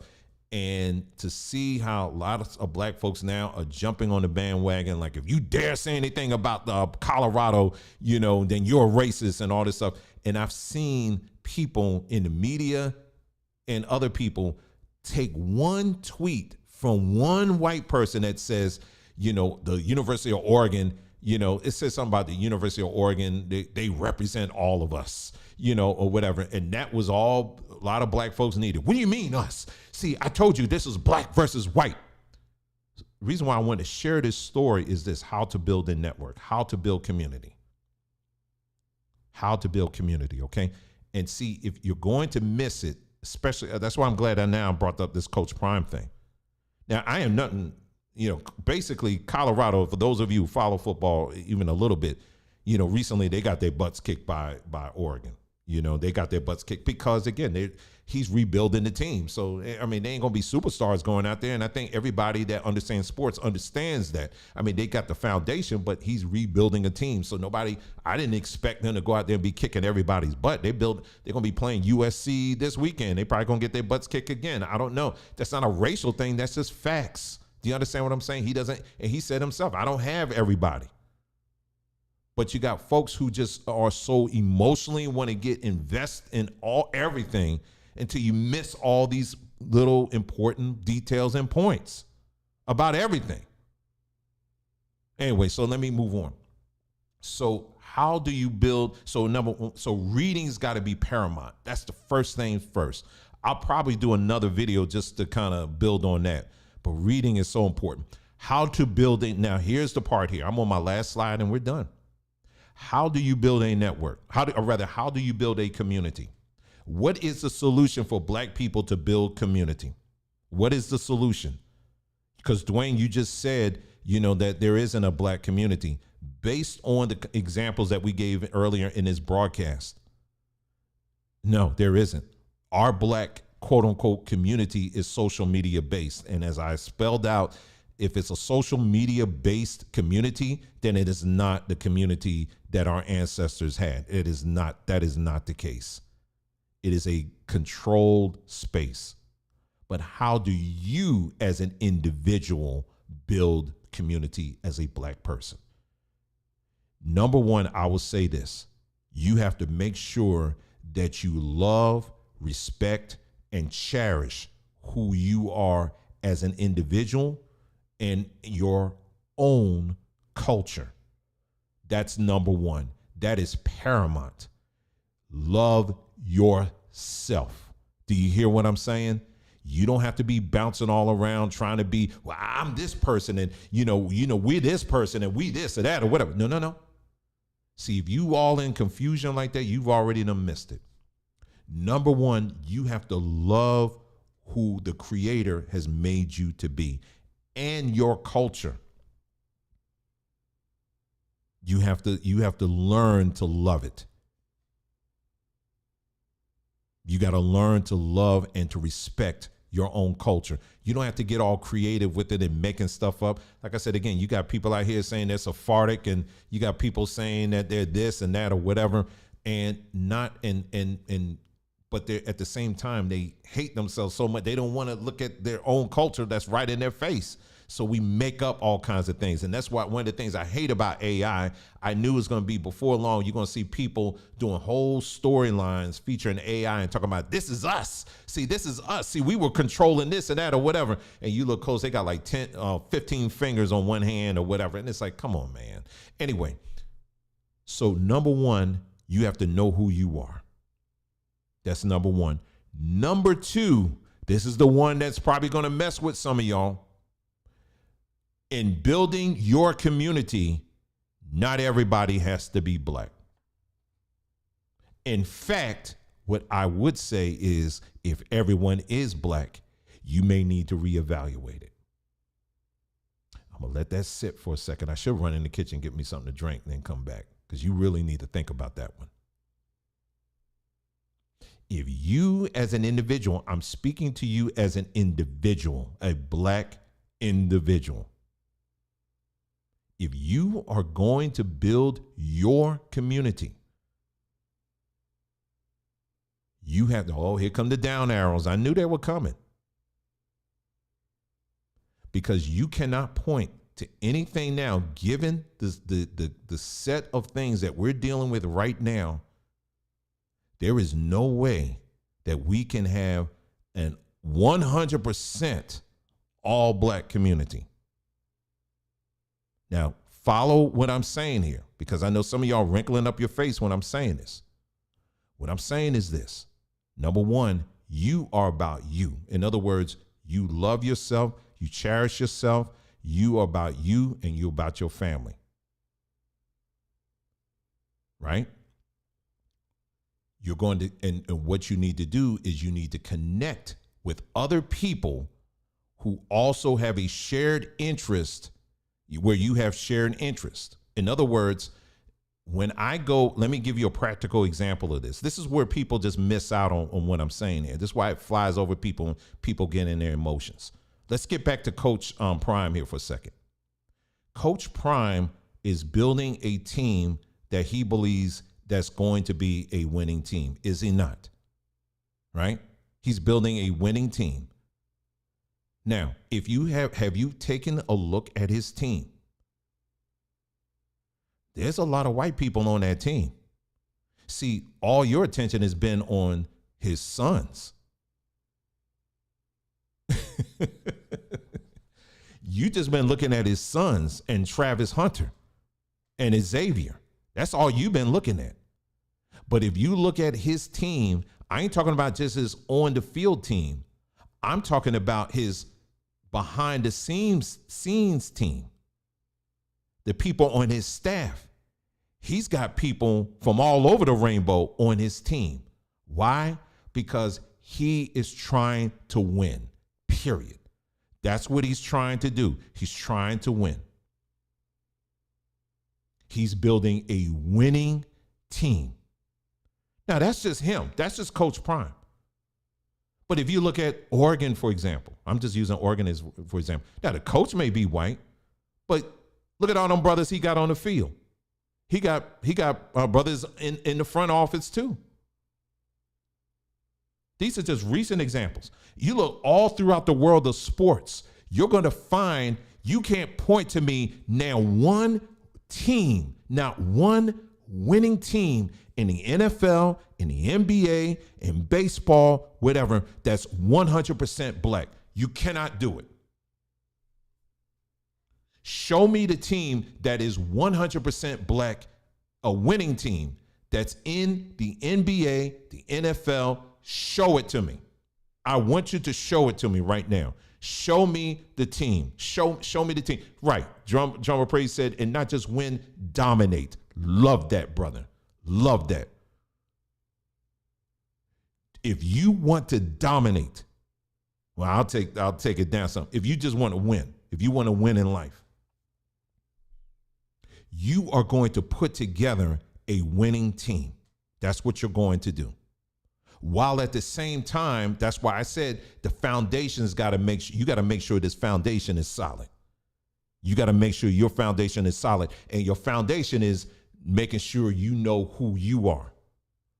In other words, if I have other people on my team, let's say I put some white people on my team, some Asian people on my team, and other people on my team, I ain't going to lose myself with that. You ain't going to be seeing me acting all of a sudden I'm acting white or I'm acting Asian or I'm acting this. No. I'm about the business of my family and our concerns and our goals, period. And that is bundled in my culture, my history, and what my ancestors pushed forward. And someone say, oh, so you're talking about building a rainbow coalition. See, that's just like, you already done missed it. The plane just done flew over your head. It just done flew over your head. If you want to build a winning team around you, a winning strategy around you, you are going to make sure you got people around you where you have shared interests that's going to get you where you're trying to go. And see, here's the thing. You got Negroes that will listen to me and get mad at what I just said. But you'll go to work every day, and on your team, you got black people, you got white people, you got Asian people, you got all kinds of people, and you're totally fine with that. Yes, a boss, that's right. Whatever you say, boss, that's right. We got a winning team. We sure do. Yep, we won today, right? We're going to win that free cupcake break because we got our calls in. Yeah, that's right. We're going to do. You okay with that? But when I'm talking about something as it pertains to life, now all of a sudden you mad. Well, you can't do that. No, it's all got to be black. The reason why I'm saying this, because like I said, again, this is real talk I'm giving you right now. It's because, see, you cannot, because of the damage that has been done to our people, it is to a degree, you cannot have a strategy where everybody is, you just automatically putting all black people on your team just because they all black. You're going to have people, if you take that strategy, I guarantee you will have people within your team that will try to kill you.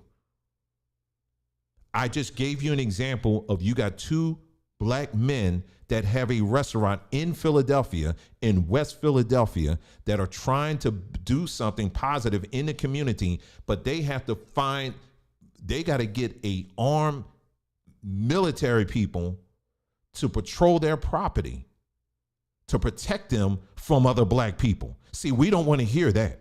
We don't want to have that conversation. And and so before went live, I actually checked.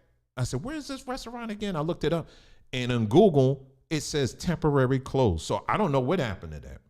I don't know what happened. I don't know the rest of the story on it. I know it says temporary closed on there.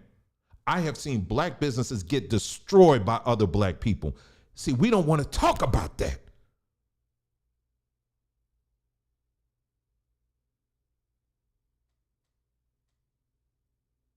We don't want to talk about that. I'm trying to pull you out of an imaginative world, and I'm trying to bring you into reality. So I'm going to, so for me personally, and I'm going to tell you what we have done, okay? So again, I told you, I'm pointing to the facts and things that we have done. We created a community. We put it on this platform. It's called, the platform is Threema, okay? It's Threema, okay? That's like a social media platform. And, the target was pretty much to have black folks on there, right? Just all black folks for the most part. That was the target. And we pretty much met that. It was pretty much all black folks. We had hundreds of people on there. We had to actually shut down groups because you had black people that were coming on that platform to try to cause all kinds of problems and dissension and spreading all kinds of stuff. We had to shut down groups because you had Negroes getting on there, starting stuff, trying to cause dissension, and then we just had to shut things down. We said, we can't do this. We can't do this with y'all because y'all, you starting all kinds of stuff. I've had people, I can't tell you how many, and this is sisters and brothers. I can't tell you the brothers that I had said, well, we're going to build our own community. We're going to have a side community. They would get on our platform and try and get the information, get the intel of all the people's addresses and stuff like that, save it, and then create their own list and email and say, we're going to start something over here. If you're on the Lord's side, then you need to come over here. I can't tell you how many times I've had to deal with that. And this is all facts here. This is stuff I personally had to experience. Not just me, but everybody that was on my team. These are black people that was doing this stuff.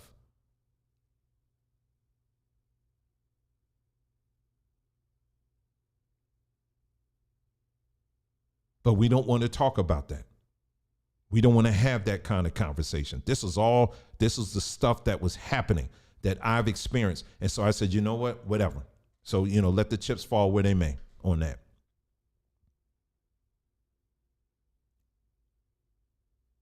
But if you are going to build, so what I'm suggesting to you is that all of us need our own support system.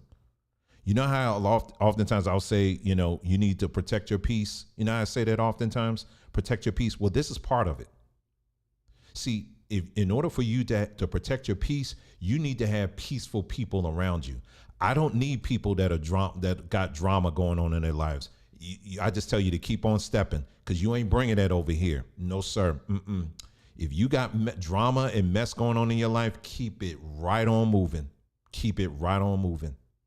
Now, if you're trying to get help or something like that, that's different. Whatever. But I'm going to tell you right now, I'm going to have whomever I need to have that's going to help push me and my family forward into the things that we have been brought here to do by our Creator. And I don't care what they look like. So I'm going to have some black folks there, you best believe it, but I'm going to have some other people who aren't black that's going to be in my little circle as well as we do. So I'm going to learn about certain things, like let's say we're talking about herbs, for example. I'm going to learn that from black folks. I'm going to learn it from white folks. I'm going to learn it from Asian folks. I'm going to learn whatever I need to learn from whomever. Anybody that's going to help push us forward. That's who I'm trying to, and that's who I want to be around. And if you are honest with yourself, you are already doing it as well. So this whole strategy that we have that somehow that it's got to be all tens of thousands of all black folks, we all coming together. What I'm telling you is that there is a lot of damage that is done. that our people are dealing with right now. And a lot of our people, because of whatever reason, they'll either never get help or it's going to take a long time for that to happen. And if you are on the train of waiting for the man to give you a check or something like that, I'm telling you right now, you're going to be waiting a very long time. I'm not doing that. So again, you are missing out if you believe that the only people I got to have around me is black folks. That's it. It's all black. I'm rooting for everything black. I just gave you an example of the mayor in New York City. $1.3 billion he found somewhere where he's going to take care of everybody but your black behind. But you want me to believe to have to adopt this strategy that everybody that's around me has got to be black. No, sir. No, sir. So for the slow people in the back, let me reiterate. Number one, let me say it clear. Number one, you have to be rooted and grounded and have a deep understanding of who you are and be comfortable with the skin that you're in. I'm not selling this out to anybody. I love who I am. I love my culture. I love my people, but I love my peace of mind even more. So I am not going to surround myself with people that look like me just because. Do you understand what I'm saying? Because if there are people who look like me and are crazy, I'm going to tell them you need to get them out of my face. Do you understand what I'm saying? It's just as simple as that. See, we like gassing each other up on social media and saying, yeah, it's going to be all of us, all black folk. We all going to come together. It ain't going to pan out that way, family. I'm just trying to tell you. We deal with some people right now. They got some mental issues going on. I'm talking about black folks. Now, let me be clear. Am I saying that all white people got it together? Heck no. Am I saying all Asian people, Hispanics, Samoans, or whatever got their stuff together? Heck no. What I'm saying is there are goals, there are aspirations that we have as a family that we're saying, listen, this is what we're trying to get to. So let me build a team around me that's going to help me get to that point. Do you understand what I'm saying? I want to have some black folks with me, and I do. But I also realize I'm also need to have some other people too that may not look like me, but we have shared interests in our destination. Do you understand what I'm saying? And that is how you need to think if you're trying to build a community, period. That's how you need to think. My goal has never changed when it comes to being an aid and an assistance to my people to help my people get off of high blood pressure medicine, to get our people off of diabetes medication. That goal has never changed, and it will never change. But if I'm going to get to that point, I have to build a team of people around me that's going to help me get to that point. Do you understand what I'm saying? If I got anybody in my team, I don't care if they look like me or they don't, that's going to stand in my way to getting to that destination, I'm going to tell them they need to go away, period. Do you understand what I'm saying? I am not married to folks like that. I love my people, but at the same time, I have to draw the line, and you do too, if you're going to be honest. And like I said, again, I told y'all a while back, I'm pretty much finished here. I said, we're going to be talking, and this is one of the conversations I've been really like dragging my feet on and having, but I said, we're going to have this conversation because we're going to have to keep it 100% with people. And I know there's going to be that small percentage of people that's going to hear exactly what they want to hear. And then they're going to just run off and say, oh, well, he just saying that you just want the rainbow coalition. No, I ain't chasing no rainbows. Ain't nobody chasing no rainbows on this end. Let's be clear here. I'm chasing completion. I'm chasing the prize, if you will. It's completion to the task that's been assigned to me. And just like people like Coach Prime and some of these other people out here, we see this all the time in the world of sports and we have no problem with it. But somehow it doesn't translate to our own lives. We have a problem with that. Coach Prime can have all kinds of people on his team and we're like, yeah, that's right. We supporting, we team Coach Prime. But you ain't learned, you can't be team yourself. You can't say, go me. Do you understand what I'm saying? How about that? How about having people around you that's going to help and aid you in protecting your peace? How about that? And that is the solution. If you're going to build a team, like I said again, we got a lot of people still on Threema. And I would tell them, and I'm telling them the same thing. You build your own networks. Do you understand what I'm saying? In other words, the purpose of Threema was to build a skeletal kind of model, if you will, so that you can always tap into your people to get some of the basics. But you as an individual, if you want, for the individual things that you're trying to do and accomplish in your life, you're going to have to put together a team of people. Some of them are going to look like you and some of them will not look like you. Because we have to face the reality, family. Again, when I tell you someone who's out here, I can tell you right now, there's a lot of our people that are deeply scarred and deeply wounded, and they need some counseling. They need some help. Do you understand what I'm saying? And I can't just be saying, yeah, I'm for everything, everyone black, come with me, because it doesn't work. You can't point to an example where that it has worked in recent years. It doesn't work. Not now, it doesn't. Back then, that was a different time.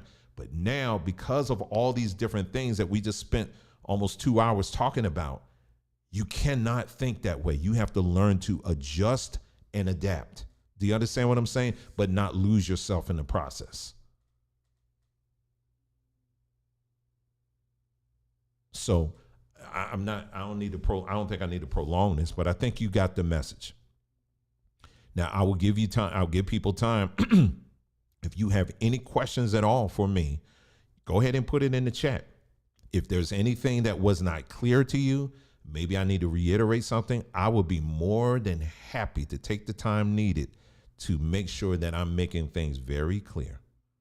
Okay, so that there's no misunderstanding. So I'll be here. I'll be more than happy. I'll sit here for a few moments. You can put it in the chat and I'll be more than happy to answer whatever you have for me. Okay. Just don't show up as that little, whatever, that ADOS white lady.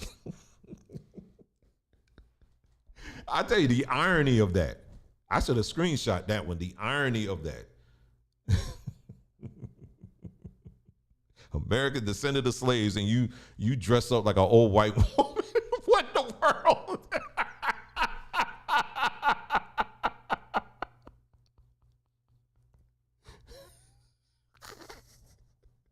How does that even work? That's some irony right there, Jack, man. That's some irony. But anyway, but yeah, if you got any questions for me, you ain't taking, I'm good. Look, I'm on West Coast time, so I'm good. So look, you got any questions for me, please, I'm begging you, you can ask, okay? If there's something that's not clear, something that I said that, maybe you're like, wait a minute, brother, I just want to make sure I heard that correctly. I want you to please go ahead and put it in the chat, and I'll be more than happy to the best of my ability to answer you. I'm a straight shot. I don't be talking around stuff. I'm going to answer you, okay?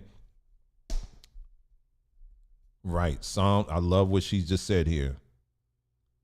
She said, when you really know who you are, you can deal with all the nations. Can I even make that bigger? Hold on for a second.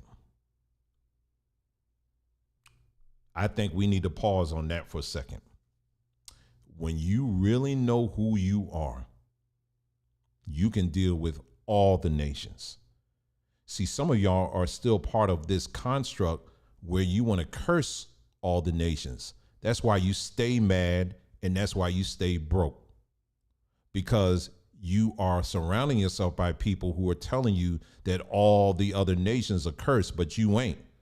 But when you really look at all the nations, you'll see that they still moving on in their program, but you the one that's sitting back like, one day the Jewish sky god and the Hebrew sky, he gonna come down, he gonna burn them all up. That's all you got. That's all you got. You ain't got no record of building any business. You ain't got no record of helping people who are sick. You ain't got no record of building any banks. You ain't got no record of nothing. But all you can do is sit up there and curse other people out. That's all your power. That's all the power you able to demonstrate, the power to cuss folk out and tell them that they're going to be doomed and they're going to be destroyed.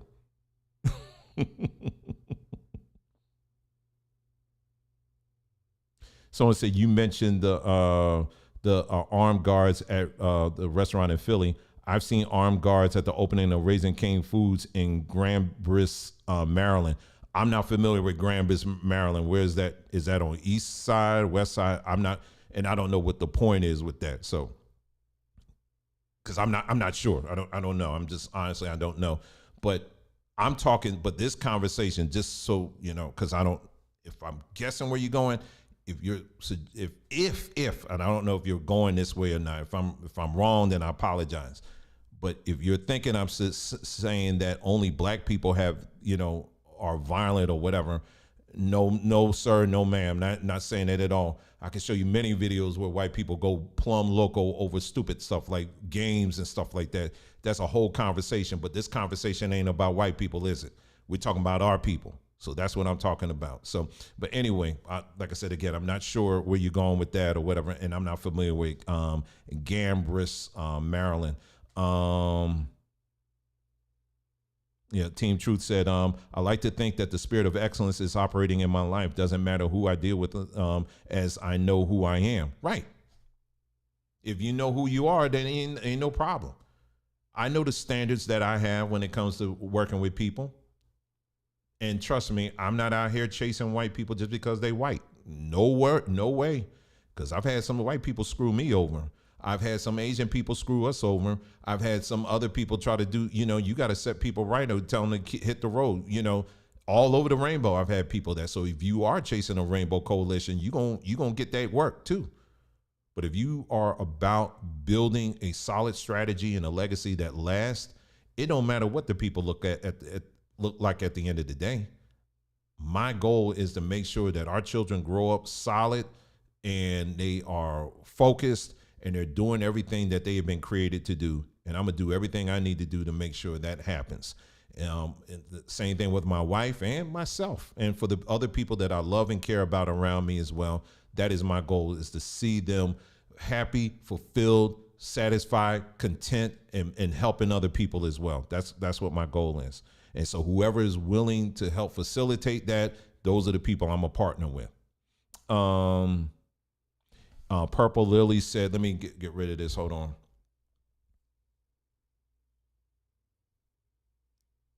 If I accidentally ban you, I apologize. Just let me know. I'm just looking right now, with the exception of that other person, because they got the two buttons so close here. Purple Lily said, I can only speak for myself. I have been working on my mental and physical health, and it has been a struggle not having like-minded people to talk to when needed. How do you feel about starting up something? We have, at some point, you've heard me mention this thing called Threema. It's a group that we have. Is basically, for those of you not familiar, it's a group.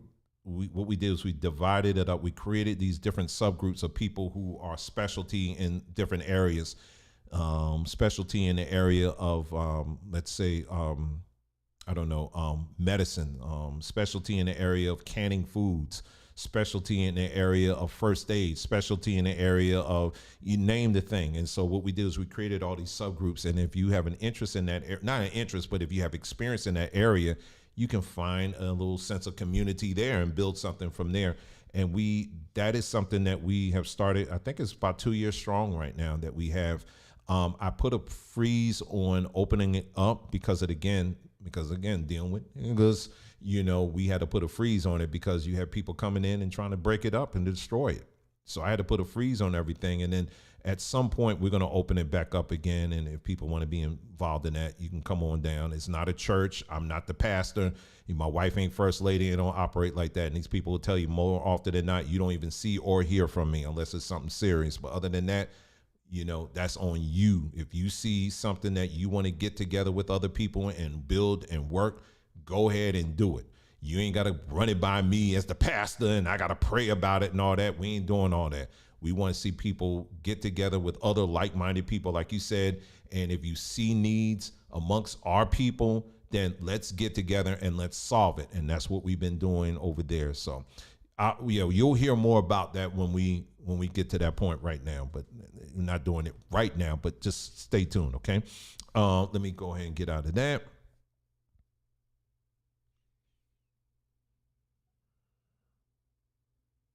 Oh, let's see here. Rod said, I'm not saying that. Okay, yeah, because that's what I said, Rod. My apologies because I didn't know. I didn't know where he was coming from on that. I'm saying that I'm seeing, I guess, armed guards, which I would see before, not trying to venture. I got you. All right, thank you for the clarification. Appreciate it, bro. All right.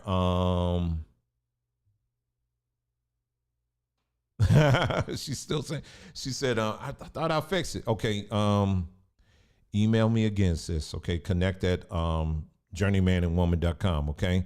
I don't know what's happening. I know I looked into it before. I don't know what's happening, but yeah, just email me again and I'll try to take a look at it the next few days. Okay. Says I'm still waiting for you to get back to me about fixing BondTube. I still can't get in and still interested in Threema schedule as well. Yeah. Like I said, just keep your eyes and ears on the community page. And next time when we open that back up again, we'll do that. Don't you know we have people, this is how bad it is, family. This is, like I said, again, these are the things people don't want to talk about. We have people from other ministries. I'm not lying to you. We had people from other ministries infiltrate what we were trying to do, taking that intel back to other groups, to their ministries, either copying it or trying to dismantle it and all of that. There's black folks doing this. You think I'm making this up? I ain't talking about no Klan. I ain't talking about the CIA. I'm talking about the niggas. Okay. That's what I'm talking about. That's what we had to deal with. So, please understand it ain't we trying to create anything secretive or anything like that. It's not at all. It's just, it becomes too much when you're dealing with your own people, especially when you're dealing with people, some people. Most of the people in there are kind and gentle and fun and are doing all the things that responsible adults should do. Most people are, many of our people are like that. But what I am saying is to build a strategy where you just have an open gate where anybody can come in. You're bringing in people, some people who are suicidal. You got people who just got mental issues. You got people who need counseling. You got people that coming from all angles, man. I'm telling you. And I don't hate them. I just want to see them get help. But I'm not going to have you in my life telling me, trying to guide me and my family. No, I'm going to tell you, you need to go get a doctor or something. You know what I'm saying? And we don't have that in here. We don't have this in this. When we talk about the online black community, you got numbers of people out here that are crazy, y'all. I'm trying to tell you. You got folks out here that are crazy. And they need help. Again, this is talking about black folks. White people got crazy stuff going on too. I ain't talking about them. Asian folk got crazy folk. I ain't talking about them. I'm just dealing with our people. And I'm just simply saying, if you're trying to build a winning strategy, you don't want that winning strategy is not going to look like what we've been telling ourselves all these years because it ain't been working. You understand what I'm saying? That's all I'm trying to say. RJ. Niggas.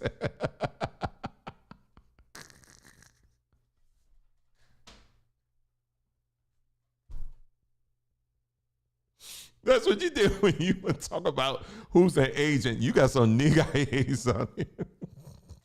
Anyway, how you feel about sponsoring a cookout in the desert? I would love it. We'll see what happens. It will definitely need to be during the cooler months because, once you get in the summer months, I ain't going to be out there. But anyway, we'll see. We'll see what happens. We got to get ourselves kind of situated first and see. We're going to be doing a lot of stuff outdoors, family, a lot of things. A lot of great things we have in store and all that. Like I said, again, first things first. Yeah, the reason why the background is all different and all this stuff, kept saying we're getting ourselves settled. Our strategy was to come here first. We're in an Airbnb right now, and that'll give us time to figure out what part of town we're going to be in. Once we figure that out, then we'll go ahead and move to stage 2 and secure a place there, wherever that may be. And then we'll just build from there. So that's kind of where we're doing right now. So, oh yeah, it was another situation where I'm just giving you all the stuff we've been doing here. You guys remember we were giving free shout outs to black businesses. That's what we were doing. And we were doing that for a while. And I had some of those people who were owners of those black businesses turn around and do videos on me talking about, yeah, you know, because now he's teaching this. And, you know, I don't know what this brother's talking about now. I mean, trying to call me out and stuff. I mean, wait a minute, didn't I just shout your business out last week? Seriously, this is the kind of stuff. I can't build strategy with you, okay? Let me see here what this person's saying here. They said, I've been learning a new craft with my circuit and want to start a business, and seeing your AI images, wanting to learn more about it. If you can guide me in the right direction. That I would say to guide you in the right direction would be simply just do a search for AI software. You can start off even just with getting Photoshop. Photoshop, you can start off with that. Photoshop now has some AI built in, so you can start off with that, and pretty much you type in anything you seeing and just go from there. Photoshop, I think, is more powerful than some of the stuff I've been using, because you can actually edit it and, you know, to exactly what you want or whatever. But that's just one example, you know. But just start off with Google and then just go from there. Okay, I hope it works out for you. Really, really do. I hope it works out for you. Get that thing up and running, so, you know, perfect it and be the best at what you're doing. Okay, that's what we want to see. We really want to see people who look like us win. That's what we really want to see, and we're committed to building our own personal networks, including you. You should be committed to building a winning team, whatever that may look like. Okay, and there you go. Make sure on that winning team. The other thing I would say is make sure you have certain standards. Okay. You can't be tolerating everything, you know. So there's some people, they may be into certain stuff. I'm like, I can't get with you on that.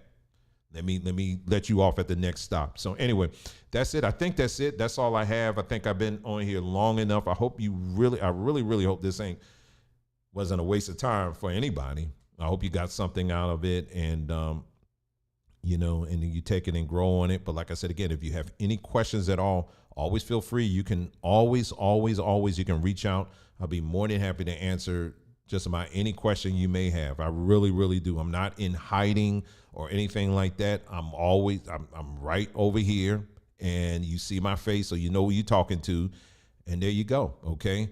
And like we always say, and I've been saying, we love you, and we demonstrate that by telling you the truth. And that's the best way I think you can demonstrate how much you love somebody, is by being truthful and honest and transparent. That's the only way I think you can do it. Okay.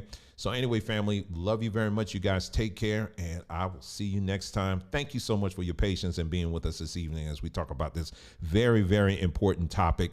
A lot more videos and stuff we're going to have coming up in the very, very near future. So stay tuned. Love you very much, and I will see you next time. Take care now.